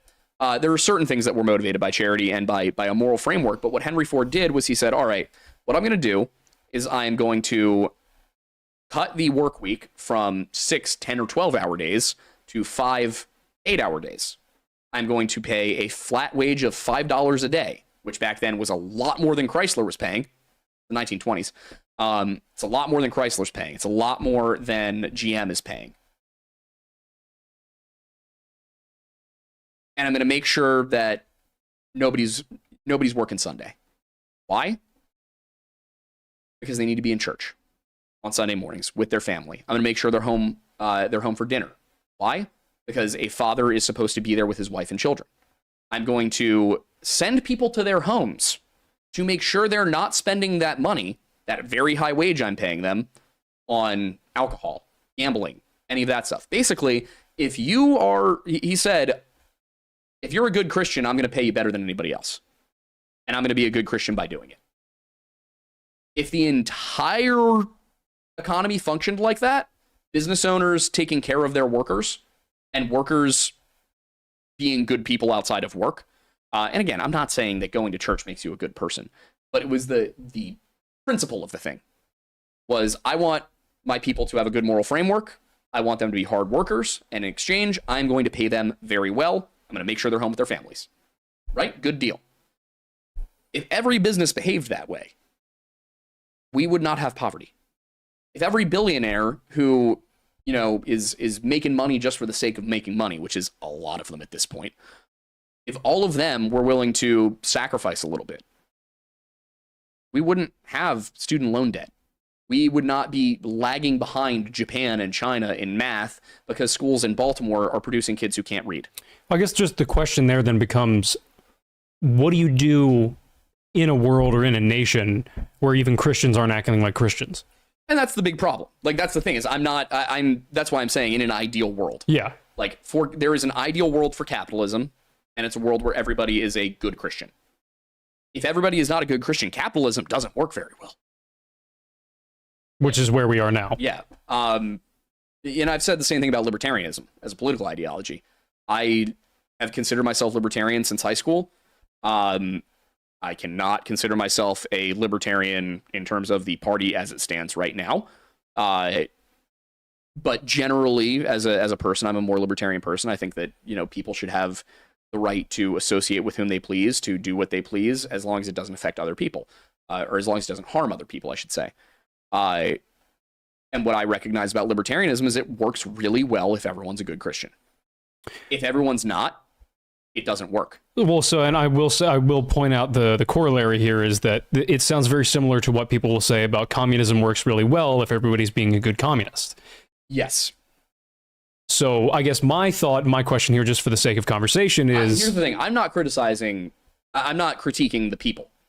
I'm critiquing the philosophy. No, I know, yeah. I know. But more curiously... Communism also just doesn't work well if everyone's a good communist, because communism has so many fundamental problems. It's more in line with the transitional thought of, in a society in which people are not behaving as they should, what do you think would be the optimum solution to create the proper safeguards and guardrails to prevent them? Well, that's the thing. Isn't that the question we've been trying to solve for 300 years in this country? It is, but I'm just because we're here, we're an hour and a half into it. I don't know. I don't have the answers. Fair, and that's a valid answer. Yeah. For me, as a Christian, my job is to police other Christians. Mm-hmm. That's all I can really do. I can hope for a world in which we, at the very least, all share the same fundamental values of charity that Christ asked us to. I can't force it. I can't tell people they have to be Christian. But when I see other Christians behaving in an unchristian way, I'm supposed to go and gently correct them, you know? And Freemasonry has the exact same thing. And I will say again, not all Freemasons are good people. If all Freemasons followed the core Masonic principles, they'd be good people. If all Christians followed the core Christian principles, they'd be good people. I can't speak for other religious sects. You reference Christianity as frequently as you do because I'm a it's Christian. Yeah, and it's because that is the majority moral framework with which you are familiar, Yes. and you don't And want to it's- speak out of turn for somebody else. And it's the foundation of Western ethics. Mhm. So, and it's not just what, as I just explained, it's the foundation of Western economics. You cannot, post the fall of Rome, Western society is inextricable from Christianity. And you don't have to approve of that. You don't have to like it. You don't have to say that's how the future should be. But if you're going to address the current problems we have, you need to understand how our society developed. You understand why we're where we're at, you know? Mhm. Because again, a lot of the things that used to worked because people had a shared moral framework.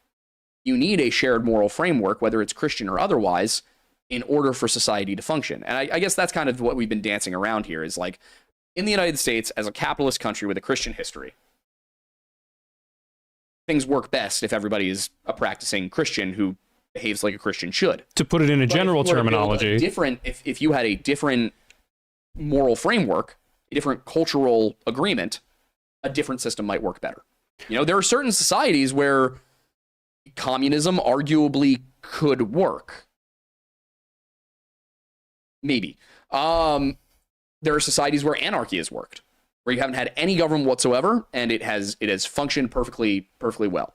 But what you need is that shared moral framework. When that begins to break down, people are going to do things that are self-interested because, well, if everybody else disagrees, why do I need to follow any of it? and so just to put it at a high level for people to really kind of like bring it home, what you're saying is just on the whole, doesn't matter what the framework is, the only way that we can function effectively and properly as a society is whatever framework we choose, whether it's one that existed before or something we develop now, we just need something we can all stand and agree upon Yes. as a basis. Yes, because if you've got two populations living in the same place with different moral values, they're going to clash. To put it very like black and white, if two people look at the same instance and consider it good and bad, one group thinks it's good, one group thinks it's bad, Yep. you're never going to have cohesion. Exactly. It's just impossible.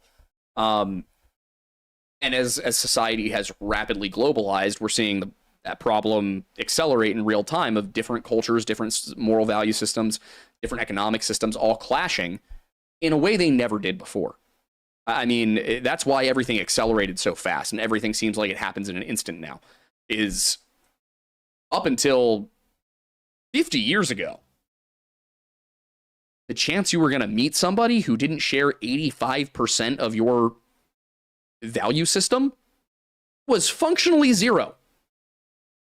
I mean, Christians and Jews are very similar in a lot of ways.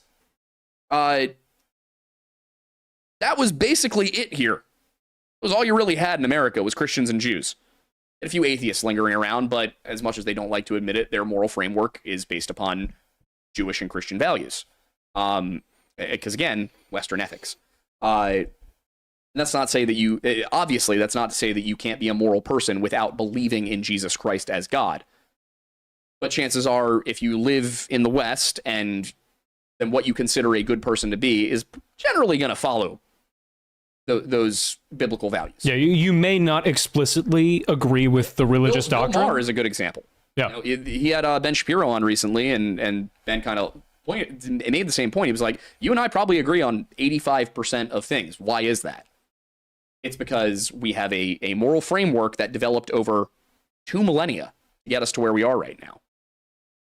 And so even if we don't agree on who God is, or if he's even real, we generally agree on the same things. But when you start to deal with a globalized economy and a globalized community, where you've got Chinese atheism, and you have sub-Saharan African Islam, and you have Northern European Christianity, those are very different, and they've got to get along. And we threw them all together really fast with no guardrails. It's not to say that we can't get along, but we definitely need to figure it out. We can't just assume it's all going to work out, because we're watching it not do that right now. You know, we had conflict even when we were pretty much all on the same side. What caused it? Well, it was a breakdown in what we consider our moral values to be in the West. I mean, up until the late 1800s, most wars are personal or over resources. You don't really get to ideological war until the 20th century. And that's not to say bad things weren't happening at that time. What I'm saying is, like, war was bad. That didn't change.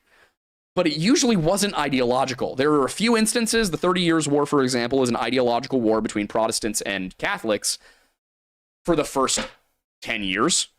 And then it becomes about economics and territory and royal families and everything. Still the pretense of Catholics and Protestants, but by the end of the first decade of that war, it was no longer about that. The 100 Years' War, not ideological. It's about territory. It's about dynasties. 7 Years' War, again, it's about resources.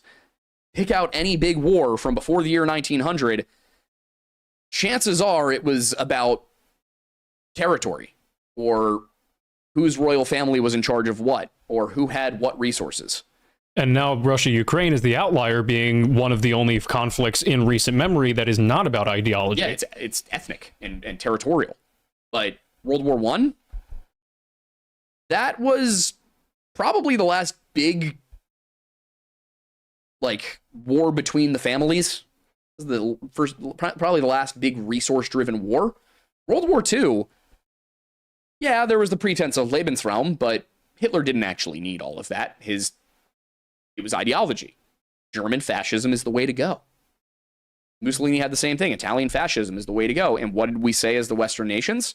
We said, no, Christian liberalism is the way to go. And we fought over it, and we won, thankfully. And the Russians are over there like, you know, we just killed 20 million Ukrainians with famine. Communism's great. Yeah, that's most conflicts in the 20th century onwards are ideological. And that's a weird anomaly in history. That had never happened before. Yeah, we are in a weird era where, as you said, everything escalated very quickly, but not just escalated, everything shifted dramatically very quickly. Yeah. So we've got like gargantuan shifts in how everybody operates, and then dramatic acceleration on how those operations are occurring, all within a span of a century. Yep. And we're all like, everybody alive is still just trying to figure out how to make that work. Life up until 1900 really had not changed very drastically. Nope. But then after that point, up to now, is an insane amount of change that we don't know how to deal with. Have you seen that video of, I'm trying to remember exactly what year the guy was born, but it is a video from the early 1900s of like a 90-year-old man talking about what life was like in the early 1800s and basically saying nothing's ever changed. A century of life. And for most people, nothing changed. No new technology. Fashion might have come and gone a little bit. Weapons got a little bit more accurate. You could load them a little bit faster. Railroads happened. That's the 1800s. Yeah. Life doesn't change much across that entire century. And that century would have been rapid compared to the one before it and the one before it. I mean, it gets difficult to differentiate the years 1300 to like 1500. Not a lot changes during that time period. The really big thing is the printing press and Protestantism. And that's the late 1400s and the early 1500s. You have 200 years where not much changes, and the changes between 1100 and 1400, even less large scale. And for the 500 to 1000? Nothing. Yep. And now Got 3-field crop rotation. there we go. Thank the monks for that. Yeah. And now I have a grandmother who, bless her heart and thank God, is still alive today, who, when she was a teenager, got a used Model T as her car. She worked and lived on a farm in Malvern, back before Malvern was a town. Yep. And now this past summer, she went to Ireland on an Airbus A321 and took pictures with my cousins and posted them on Instagram. That's in a lifetime.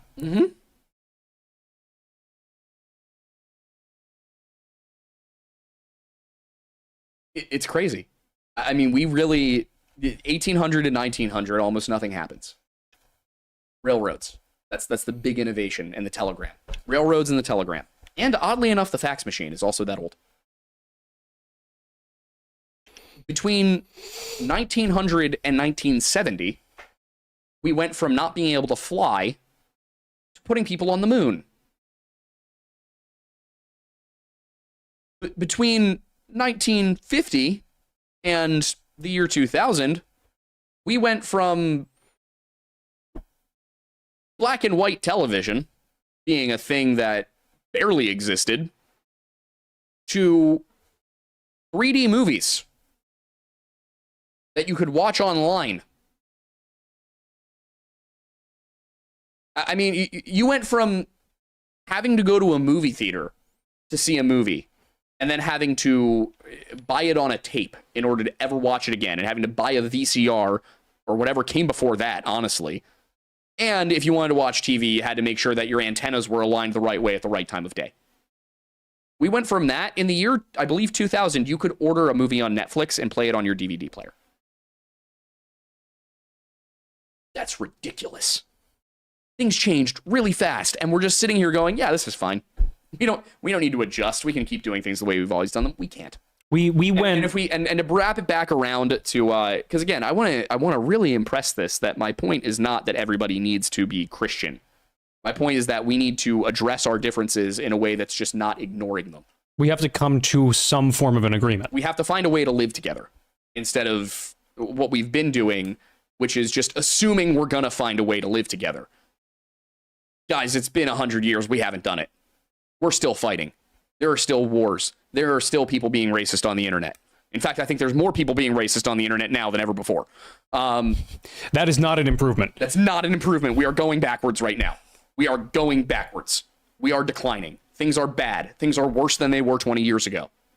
I wouldn't go so far as to say that things were better for everybody in the 80s. I think it's safe to say we were all doing better in the 2000s. Again, I was a child at the time, but I didn't know what racism was until somebody told me about Martin Luther King in school. Now we've got children who are racist. We have small children who are racist. How did we get here? So that's what I'm saying is we need to find a way to work together and to live in harmony even despite our differences. And if that means staying out of each other's lanes sometimes, then it's got to mean staying out of each other's lanes sometimes. And also if it means crossing the lanes a little bit more frequently and just having a conversation with somebody you disagree with. That's the thing is I get online and everything's constant vitriol. There's one great example of this. I went on a show called Avoiding Babylon. It's a Catholic apologetics show run by a guy who's followed us forever, Rob. Shout out to him and his buddy Anthony. Anthony and I disagree on a ton of things. And even talking live to one another, we still disagreed on a lot of stuff. But the difference in interactions between when we're just tweeting at each other and when we finally got onto that show together, massive. I'm like, oh, this is a guy I can have a conversation with. We can agree to disagree. We're both generally wanting the same thing. That's fine. Go talk to your neighbors. Honestly, if we went back to the year 1990, or at least if we went back to pre-social media, things would probably be better. You know how in Dune, they had technology and then they went, this is bad, and they got rid of all of it, all of the computers? I used to think that was silly. Now I think that might actually solve the problems that we have as a society worldwide. If we just got rid of computers entirely, or at the very least, we made it so that the internet was used for going on eBay and buying Matchbox cars. Or at the very least, in a time that we live now, the right steps that we can take are getting involved in your physical real life community. And that's something that, like, we're not just saying, like, that's something we actively do. Like, we're friends with the mayor now. Yeah. Like, we are working on doing some charitable things in town. And, like, the more time that we're able to free ourselves from doing just content all the time, the more we're actively trying to interact with the local businesses, the local people. Like, there are multiple charities in town that we are planning to, like, ideally be able to, like, work with and sponsor as time goes on. And even just, like, if it's not that level, just going out to local events and, like, recognizing someone that you've never, like, spoken to before, just striking up a conversation. I know it can be really terrifying at times, especially when, like, in a society that we live in now, it feels weird to, like, talk to a stranger because, you know, for whatever reason, that it's very strange to do that. But take the risk. Just say, like, hey, you know, oh, it's a beautiful day out. You know, I'm so grateful that the weather's good. Have you been enjoying it? Something so small and easy. I think one of the most important experiences I've had recently was Aiden and I drove across the country this summer. Literally drove across the entire country. Didn't get to California, but Western Montana.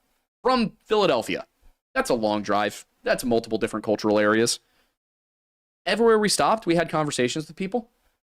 There was no politics, no religion, none of that. Just, you know, we stopped into a bar. We stopped into a restaurant. We chatted with the hotel front desk people. We didn't have a single bad interaction the entire time. It's just when you're just being a person, nothing bad really happens. Because most people aren't insane. You know, you go online, everything's so extreme all the time. Human interaction, man.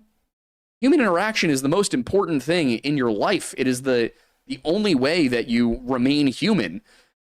And to wrap it all the way back around, AI is the antithesis of that.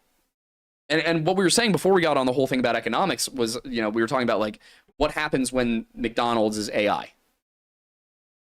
The only way that that world works, where so many things are automated, is either if we somehow manage to automate the entirety of the production chain and also decrease the population by a massive degree. I mean, just the electrical output that's going to be required. I don't understand how we have... I struggle to see how we can live in a world where we have 8 billion people and no labor jobs. Nothing. Nobody's driving a truck. Nobody's making burgers. But that's the thing, is, like, even at that point you can't, because, like, even just mechanics will always need to exist. Yeah. No matter how advanced a robot can get. Like, you might have a robot that can fix a robot. Well, but the problem is like, are you going to be able to have a robot that can properly install a garbage disposal in a house that was built in 1932? Exactly. And that's kind of what I'm getting at here, is, like, we need the guy flipping burgers. We need the guy driving the bus. We need the guy picking up the trash on the side of the highway. And we need to respect the people that are doing those jobs. And that's what I was about to say, is we also need to build a society that doesn't keep those people in a perpetual state of misery. We need to make sure that the avenues are there for both for advancement, if they want to progress up, and for comfort. I think the ideal world is one where you do still have billionaires, but poverty looks like a middle-class American lifestyle, where somebody who's in poverty, and again, don't read into my words here, I'm saying exactly what I mean. Poverty in America should be a you know, somebody living in a house with air conditioning and internet access and a steady supply of food, a car. Their kids should have good schools. The ability to take at least a vacation a year. The ability to take a vacation every year. We shouldn't be aiming for a society that destroys wealth. We should be aiming for a society that ensures comfort and that ensures respect. And I think there's ways to do that. But none of those ways are through AI. None of those ways are through trying communism for the umpteenth time. Fascism's not a good idea either. I mean, the two sides of the same coin at the end of the day. But our goal should be to eliminate poverty, not by eliminating inequality, but by eliminating misery. Inequality is always going to exist. It is.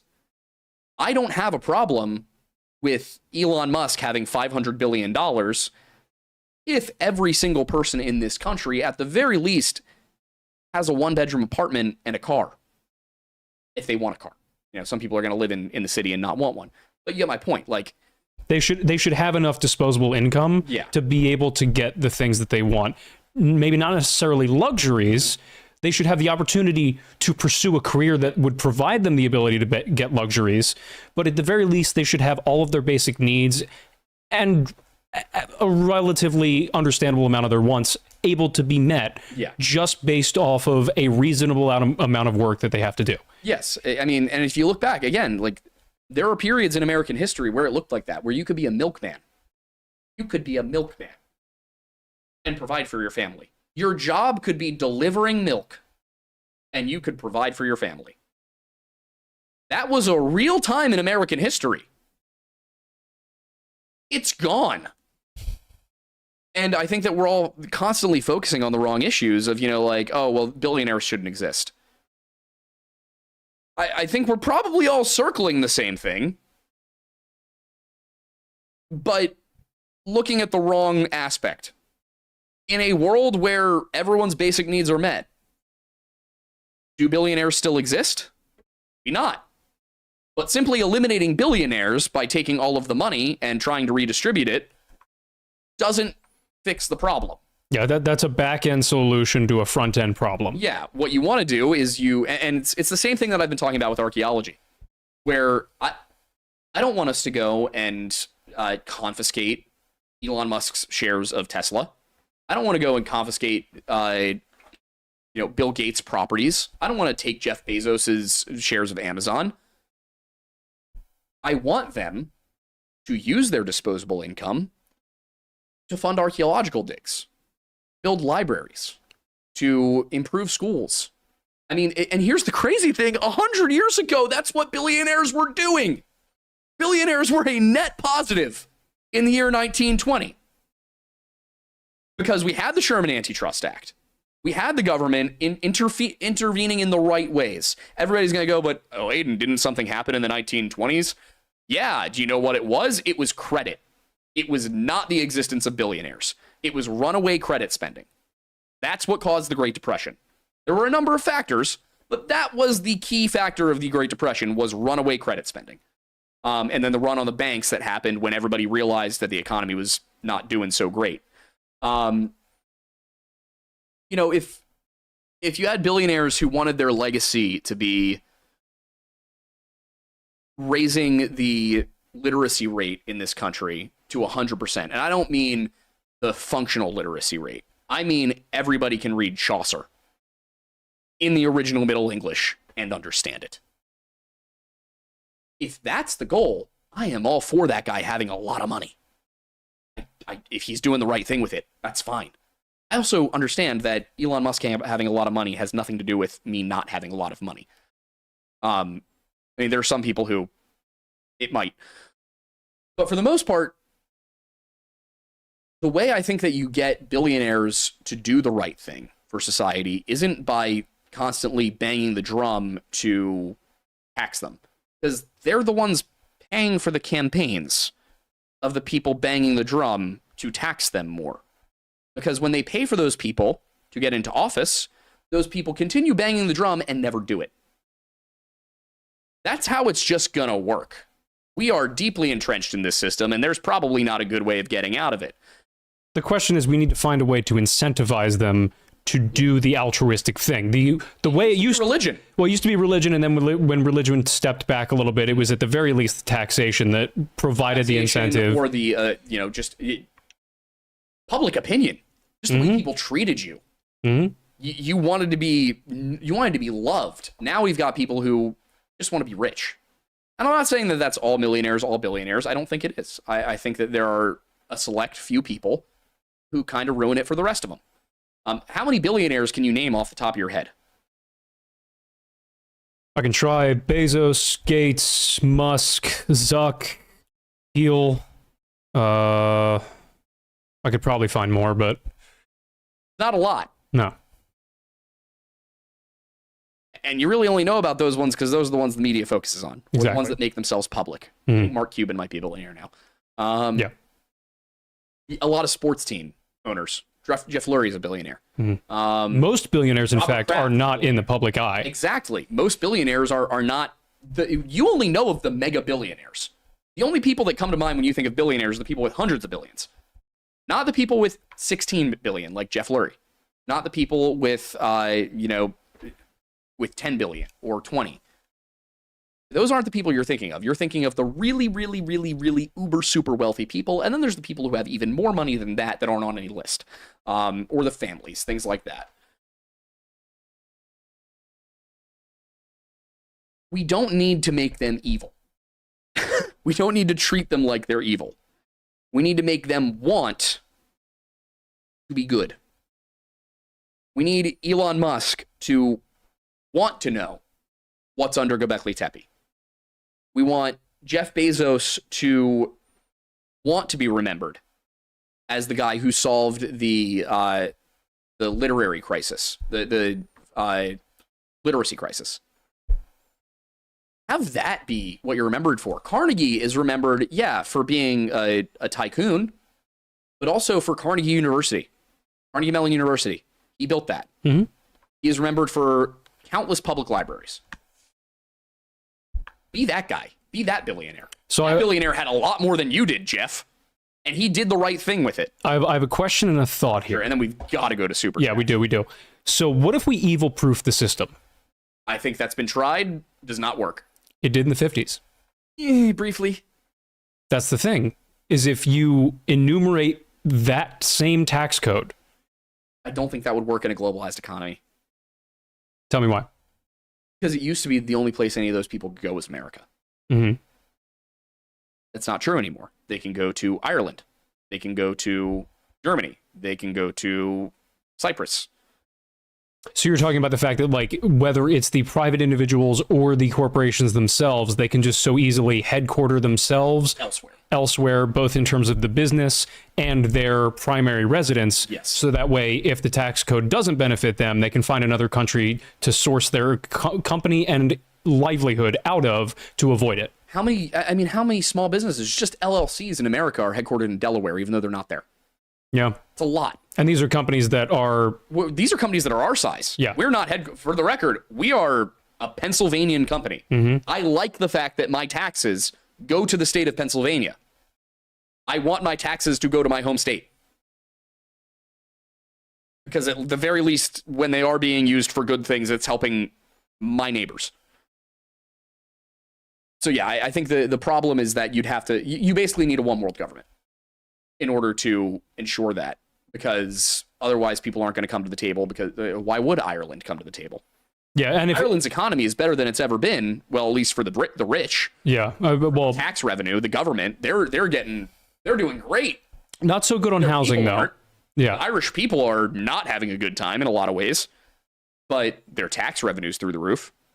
Their elites are doing very well. Rich people own properties there.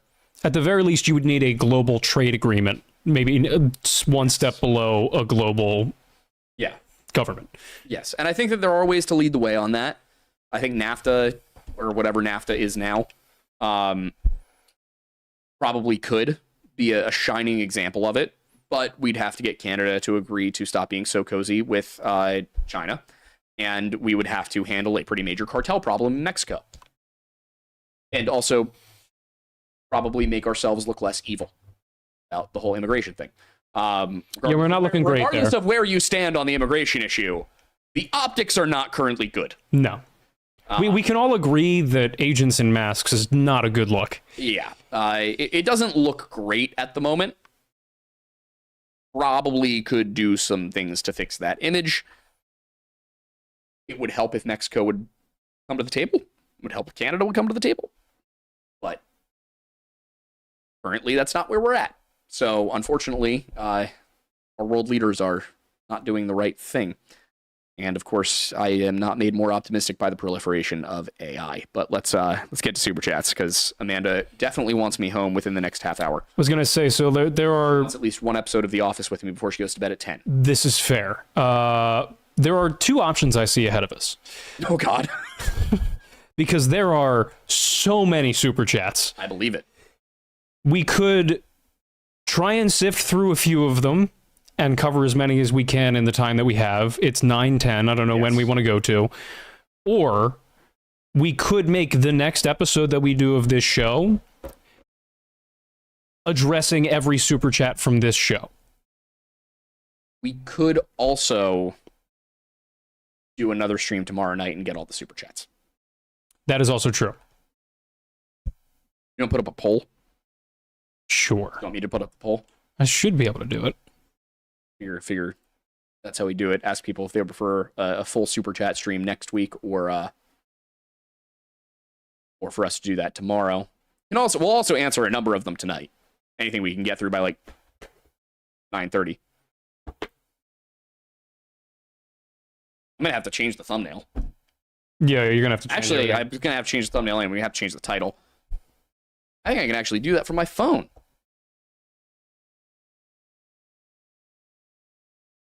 Pull that up. Why? Is there a way for me to do this from here? I like how the title of the stream is "The Annabelle Story is a Complete Lie," and it's not even about Annabelle. So in yeah, I figured we'd talk about Annabelle it's the like stream next week. Yeah. That the no, the other one's still up there. I should probably set that to private. Save. Yeah. And I will say, all right, so the poll has started. I will say to those wondering, yes, we will take more super chats tomorrow if we do that up to a certain time. Yeah. But we will just make the secondary show tomorrow, if it exists, all super chats. Yes, that plus would more basically super just be a chats. Q&A. Yeah. Going over the super chats from today. And then also anything new that comes in tomorrow that we have time for. How's the poll looking? Currently, we are at 70% answer all questions tomorrow. Answer all questions tomorrow? Yeah.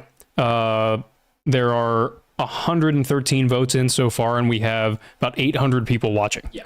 All right. Give it another minute so that people who have just heard everything you and I just said have time. Also, can you go and change the stream title to God, what should we even name the stream? I was going to say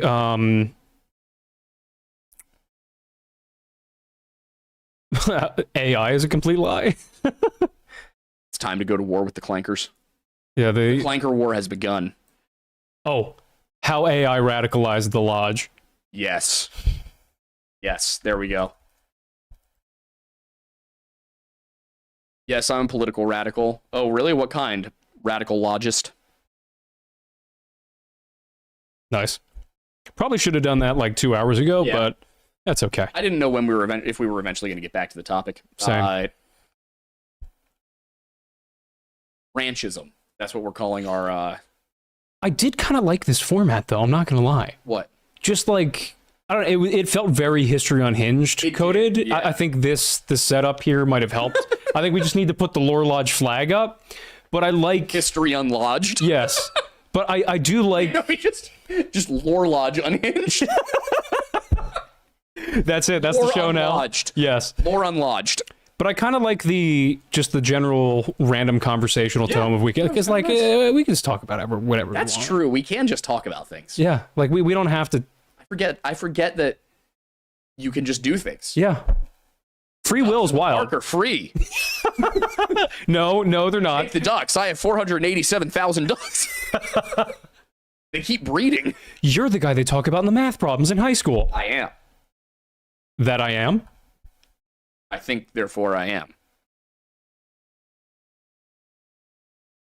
I was trying to remember the next line of the Billie Eilish song. I'm not gonna lie. What Billie Eilish song? I think, therefore, I am. I was quoting. Oh, you think that you're the man. I think, therefore, I am. No, I know, but she does a song, Therefore, I Am. Got it. All right. Yeah. Speaking of which, haven't listened to any of Billie Eilish's music since like 2019.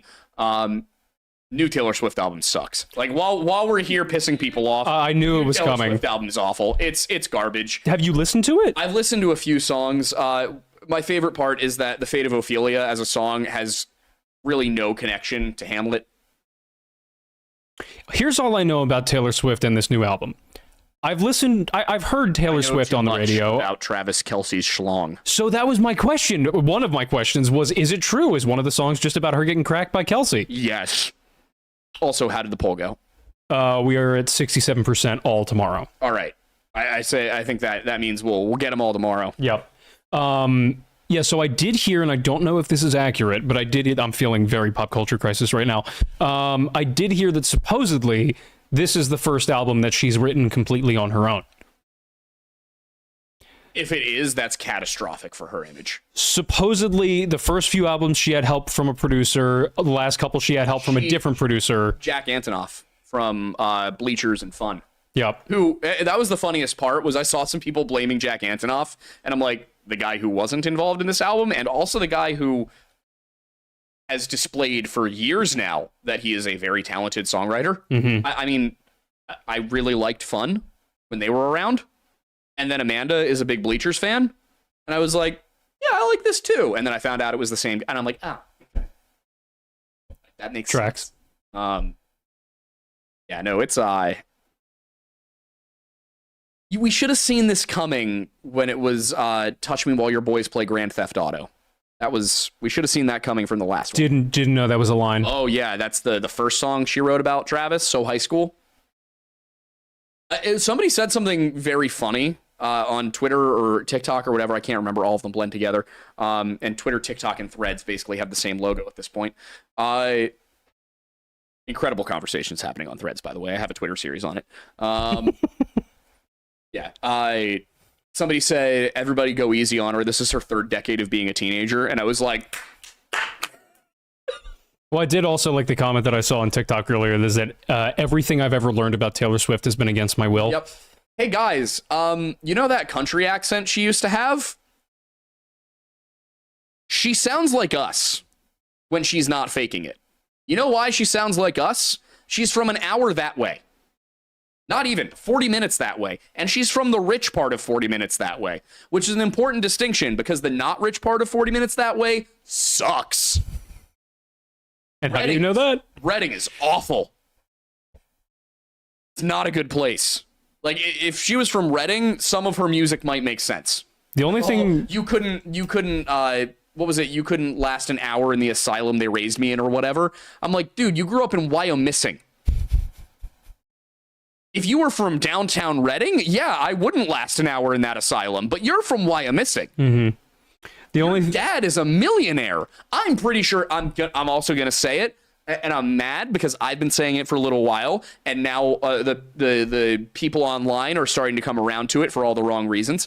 Because the line, your love was the key to open my thighs, apparently is patriarchal and not recognizing that, like Taylor Swift was saying, like, I saved myself for somebody who genuinely loves me. That's a line in one of the songs? Yeah, I don't want to talk about it. Okay.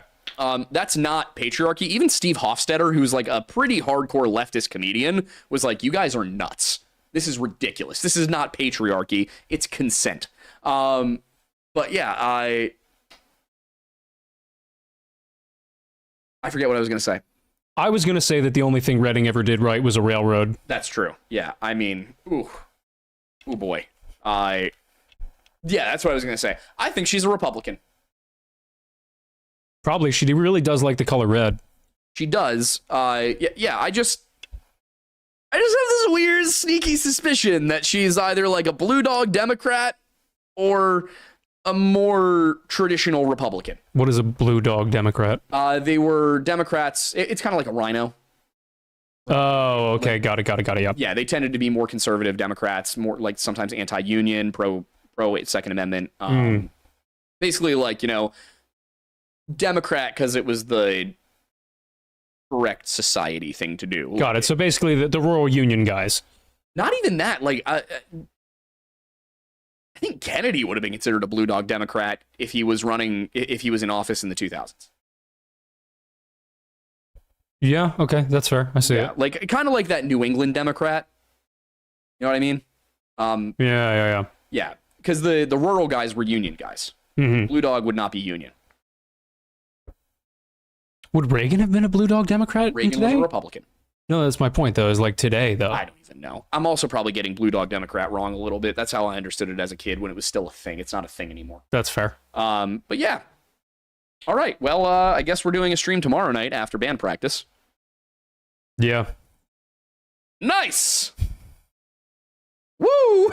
Yeah. I got a ton of stuff I got to do, too. I am not an NFL quarterback. I hurt my elbow. But this is a Fabletics shirt, and it's very comfy. They sponsored our video today. This is also a Fabletics shirt. It's very comfy. We were both in the video today, so yeah, we were. We both wrote 10 pages. We did. We had no time to. I had no time to write a video. Aiden came in clutch. Roanoke Gaming coming in clutch by providing with a segment for that. This video is gonna have 3 people in it. It's awesome. Yeah. All right, let's kill it. We will be back tomorrow night. I would say safe assumption 7:30 p.m. I think I make that work. All right. Sweet. All right. See you guys tomorrow night. Bye, guys.